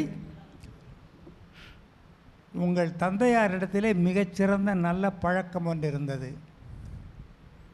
யார் மடல் எழுதினாலும் பதில் வரும். அவர் நேரில் போய் பார்த்து அவர் சிரமப்படுறதை பார்த்து ஒரு 30-40 ஆண்டுகளுக்கு முன்பு நான் ஒரு ரிப்ளை கார்டு வச்சு அனுப்புனேன்.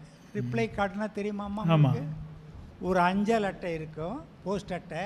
அதை கிழிக்காமலே இன்னொரு அட்டையும் சேர்த்து விடுறது. நம்ம முகவரி போட்டு வச்சு அனுப்புனா அவர் அந்த என்ன வேணுமோ தகவலை எழுதி அனுப்புவார். அதுபோல் ஒரு ரிப்ளை கார்டோடு நான் அனுப்புனேன். அடுத்த தடவை அவரை சென்னையில் பார்த்தேன். ஓ, நீ தானே அந்த ஆள், அப்பா என் சிரமத்தை குறைச்சிக்கிறப்பா அப்படின்னு அவர் சொன்னார். எத்தனை லட்சம் பேருக்கு அவர் அந்த மாதிரி ஒரு மடல் எழுதியிருப்பார் பாருங்க. அது மட்டுமல்ல, தில்லைநாயகம் இருந்த காலத்திலே தான் இந்த நூலகங்களுக்கு அது மிக அருமையான முயற்சி. நட்டத்தில் நடந்தது, அவர் எப்படியோ நடத்தினார்.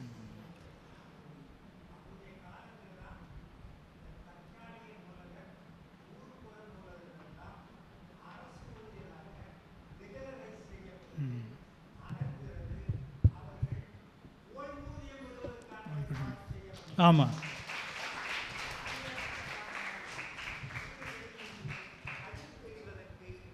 உங்கள் தந்தை ஒரு காரணம்.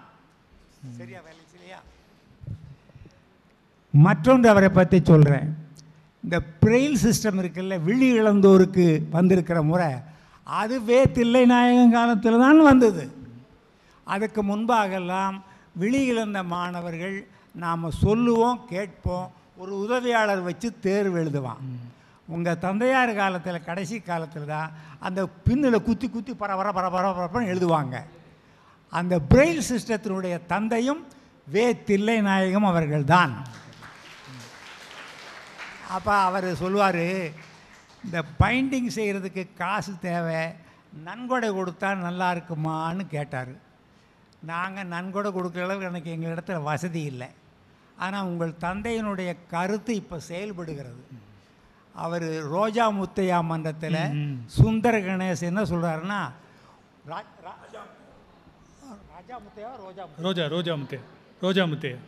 முத்தையா தான், சரியாக தான் சொல்லியிருக்கேன். அங்கே சொல்கிறாரு, ஒரு புத்தகத்தை தத்தெடுத்து கொள்ளுங்கள். பிள்ளைய தத்தெடுத்து கொள்வது வேற, பையனை தத்தெடுத்து கொள்வது வேற. ஒரு புத்தகத்தை தத்தெடுத்து கொள்ளுங்கள். 10,000 கொடுங்கள், இந்த புத்தகத்தை நாங்கள் பாதுகாத்து வைத்திருப்போம் என்று ஒரு சான்றிதழ் இருக்கிறார்கள். உங்கள் தந்தை போட்ட விதை இன்று மரமாகியிருக்கிறது. வாழ்க தில்லைநாயகம், அவர் முதல்வர் அருள்.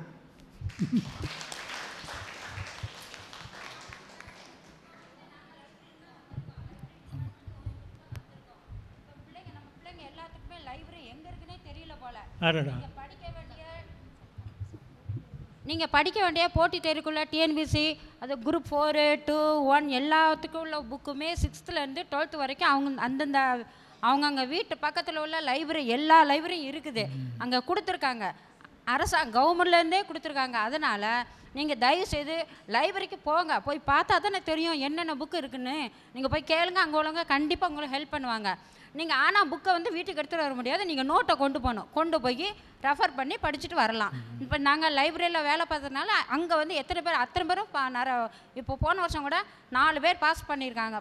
பண்ணி இப்போ எக்ஸாம் பாஸ் பண்ணி திரும்ப குரூப் 4 எழுதிட்டு பாஸ் பண்ணிவிட்டு திரும்ப இப்போ 2க்கு ப்ரிப்பேர் பண்ணிகிட்ருக்காங்க. ஆனால் தயவுசெய்து நீங்கள் அனைவரும் இப்போ நூலக வரி சொன்னாங்க இல்லையா, அந்த வரியெல்லாம் உங்களுக்கு தெரியவே இல்லை. ஏன்னாக்கி நம்ம வீட்டுக்கு எப்படி வரி கட்டுறோம், அதே போல் அந்த வீட்டு வரியோடு சேர்ந்தே நூலக வரின்னு போயிடுது. வீடு மட்டும் நம்ம இருக்கோம் இல்லையா, அதே போல் நம்ம புக்கும் நம்ம வரி கட்டுறோம் நூலகத்துக்காக. நீங்கள் போய் நூலகத்தில் உட்காந்து படிங்க, சரியா? 8 to 8 உங்களுக்கு திறந்தே இருக்கும் லைப்ரரி. நீங்கள் என்னென்ன புக்கு கேட்கலாம் அங்கே 6ஆம் கிளாஸ்லேருந்து 12ஆம் கிளாஸ் வரைக்கும் அத்தனை புக்கு இருக்குது. இங்கிலீஷ் புக்கு வேணுமா, இங்கிலீஷ் மீடியம் புக்கு இருக்குது. தமிழ் மீடியம் வேணுமா, தமிழ் புக்கு இருக்குது. சரியா? போய் படித்து பயன்பெறுங்க. சரிங்களாப்பா? ஓகே. அருமை அருமை. அம்மா அவங்க சொன்ன மாதிரி முதல்ல நீங்கள் நூலகத்துக்கு போங்க. நூலகத்துக்கு போனீங்கன்னா உங்கள் சந்தேகத்துக்கு எல்லாமே நூல்கள் அங்கே இருக்குது, இல்லாமல் இல்லை. அவங்க சொன்னது உண்மை. அந்த மாதிரி நூலகத்தை நீங்கள் நிறைய பயன்படுத்தணும். நூலகத்துக்கு போகணும். போனீங்கன்னா அதில் இப்போ நமக்கு அங்கே கன்னிமாரா மாதிரி இங்கே கலைஞர் நூலகம், நூற்றாண்டு நூலகம் இருக்குது. அங்கே போனீங்கன்னா தம்பி அங்கே முன்னாடி பேசினாப்புலையே தம்பி பெரும்பாலும் கலைஞர் நூலகத்தில் இருப்பாப்புல. அப்படி கலைஞர் நூலகத்துக்கு போங்க. போனீங்கன்னா உங்களுடைய அறிவுக்கு வேண்டிய அத்தனை புத்தகங்களும் கிடைக்கும். அதற்கு நமக்கு வித்திட்ட ஐயா தில்லைநாயகம் அவர்களுக்கும் நம்முடைய நன்றியினை சொல்வோம்.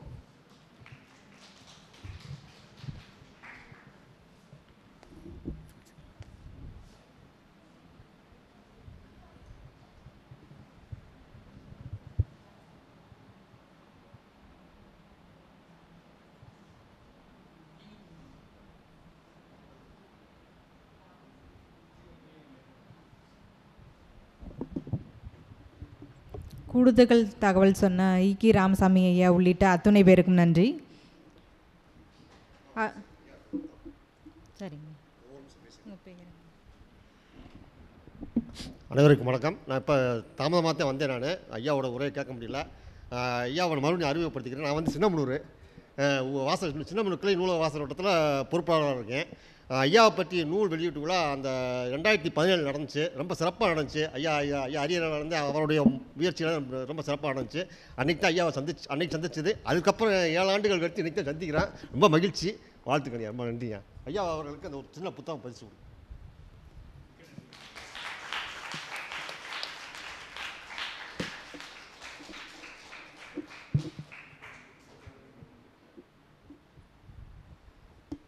பேராசிரியர் தி அருள்வேலன் ஐயா அவர்களுக்கு சான்றிதழ் வழங்கி சிறப்பிக்குமாறு சமூக அறிவியல் கல்லூரியினுடைய முன்னாள் நூலகர் ராமமூர்த்தி ஐயா அவர்களை அன்போடு அழைக்கிறேன்.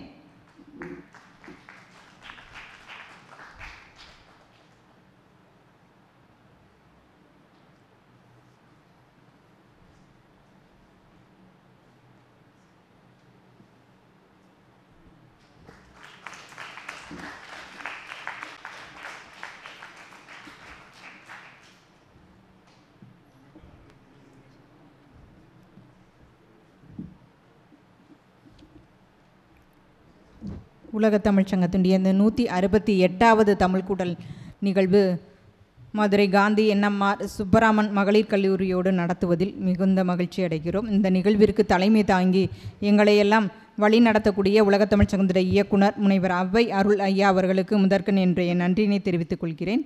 இந்நிகழ்வில் தமிழ் கூடல் உரை வழங்கி சிறப்பித்த பேராசிரியர் அருள்வேலன் ஐயா அவர்கள் தில்லைநாயகத்தின் மேலாண்மை திறன் குறித்து பேசும்போது, பொதுவாக மேலாண்மை திறன் என்பது என்ன அப்படிங்கிறத ஒரு திட்டமிடலோடு மிக அருமையாக பதிவு செய்தார் அப்படின்னு சொல்லலாம். மாணவர்கள் என்ன மாதிரியான ஒரு மேலாண்மை திறன்களை வளர்த்து கொள்ள வேண்டும் என்பதை பதிவு செய்தார். திட்டமிடல், ஒழுங்குபடுத்துதல், கட்டுப்பாடு, ஒவ்வொருவருக்கான வேலை பங்கீடு, அதிகாரம், பொறுப்பு, நலம், பாதுகாத்தல், புதிய எண்ணங்கள் புகுத்துதல், முன்முனைவு அப்படின்னு சொல்லிட்டு ஒரு வரையறையோடு ஐயா அவர்கள் பேச ஆரம்பித்தார்கள். அது மாதிரி தில்லைநாயகம் ஐயா தன்னுடைய துறையில் ஒரு துறையில் நுழைஞ்சு அதில் எப்படியெல்லாம் உயரலாம் என்பதற்கான ஒரு வழிகாட்டி, ஒரு முன்னோடி அப்படின்னு சொல்லலாம். தில்லைநாயகம் ஐயாவுடைய வாழ்க்கையை பார்த்திங்கன்னா, அவர்களுடைய துறையில் மேம்படுவதற்கு முதல்ல எப்படியெல்லாம் படிப்படியாக உள்நுழைந்தார் என்பதையும் பதிவு செய்தார்கள். அது மாதிரி அந்த தன்னுடைய மேலாண்மை திறனால் கிட்டத்தட்ட முதல் இயக்குனராக, பொது நூலக இயக்கத்தினுடைய முதல் இயக்குனராக பணியாற்றியவர். மாதிரி தொழில்புரி இயக்குனராக இருந்திருக்காங்க. கன்னிமரா நூலகத்தினுடைய இயக்குனராக 10 ஆண்டுகள் பணியாற்றியவர் அப்படிங்கிறத அருமையாக பதிவு செய்தாங்க. நூலக இயக்கத்தில் அவங்க என்னென்ன மாதிரியான பணிகளை கொண்டு வந்தார் என்பதையும் ரொம்ப திட்டமிடலோடு ஐயா அவங்க சொல்லும்போது ரொம்ப வியப்பாக இருந்தது. இவ்வளவு விஷயத்தை ஒருவரால் செய்ய முடியுமா அப்படிங்கிறதே ஒரு மிகப்பெரிய சாதனைன்னு நினைக்கிறேன். ஐயா அவர்களுக்கு உலக தமிழ்ச்சங்கம் மதுரையின் சார்பாக எங்களுடைய நன்றியினை தெரிவித்துக் கொள்கிறோம். இந்த நிகழ்விற்கு மதுரை காந்தி சுப்பராமன் மகளிர் கல்லூரியிலிருந்து மாணவர்களை அனுப்பி சிறப்பித்த முதல்வர் கோமதி அம்மா அவர்களுக்கும் துணை முதல்வர் மகிமா அம்மா அவர்களுக்கும் எங்களுடைய மனமார்ந்த நன்றி. அது மாதிரி மாணவ கண்மணிகள் நிறைய பேர் வினாக்கள் கேட்டீங்க, ரொம்ப மகிழ்ச்சியாக இருந்தது. அந்த வினா கேட்குற திறன் வந்தாலே நீங்கள் இன்னும் கண்டிப்பாக முன்னேற்றம் பெறலாம் அப்படின்னு நினைக்கிறேன், இல்லையா? அந்த சிந்தனைகள் வந்தால் மட்டும்தான் உங்களுக்கு முன்னுக்கு வர முடியும். அந்த சிந்தனையை விதைத்ததற்காக எங்களுக்குமே ஒரு மிகுந்த மகிழ்ச்சியாக இருந்தது. பேராசிரியர் பெருமக்கள், அது மாதிரி தமிழ் அறிஞர்கள், ஆர்வலர்கள், உங்கள் அத்துணை பேருக்கும் நன்றியை தெரிவித்து கொண்டு, இது மாதிரி அறிவேலன் ஐயா இந்த நிகழ்வுக்காக மெனக்கட்டு வந்திருக்காங்க, அவர்களுக்கும் அவங்களுடைய மனைவியை அருள்வேலன் ஐயா அவர்களுடைய மனைவியார் அவர்களுக்கும் எங்களுடைய மனமார்ந்த நன்றியினை தெரிவித்து கொண்டு விடைபெறுகின்றோம். நன்றி, வணக்கம். நாட்டுப்பண்.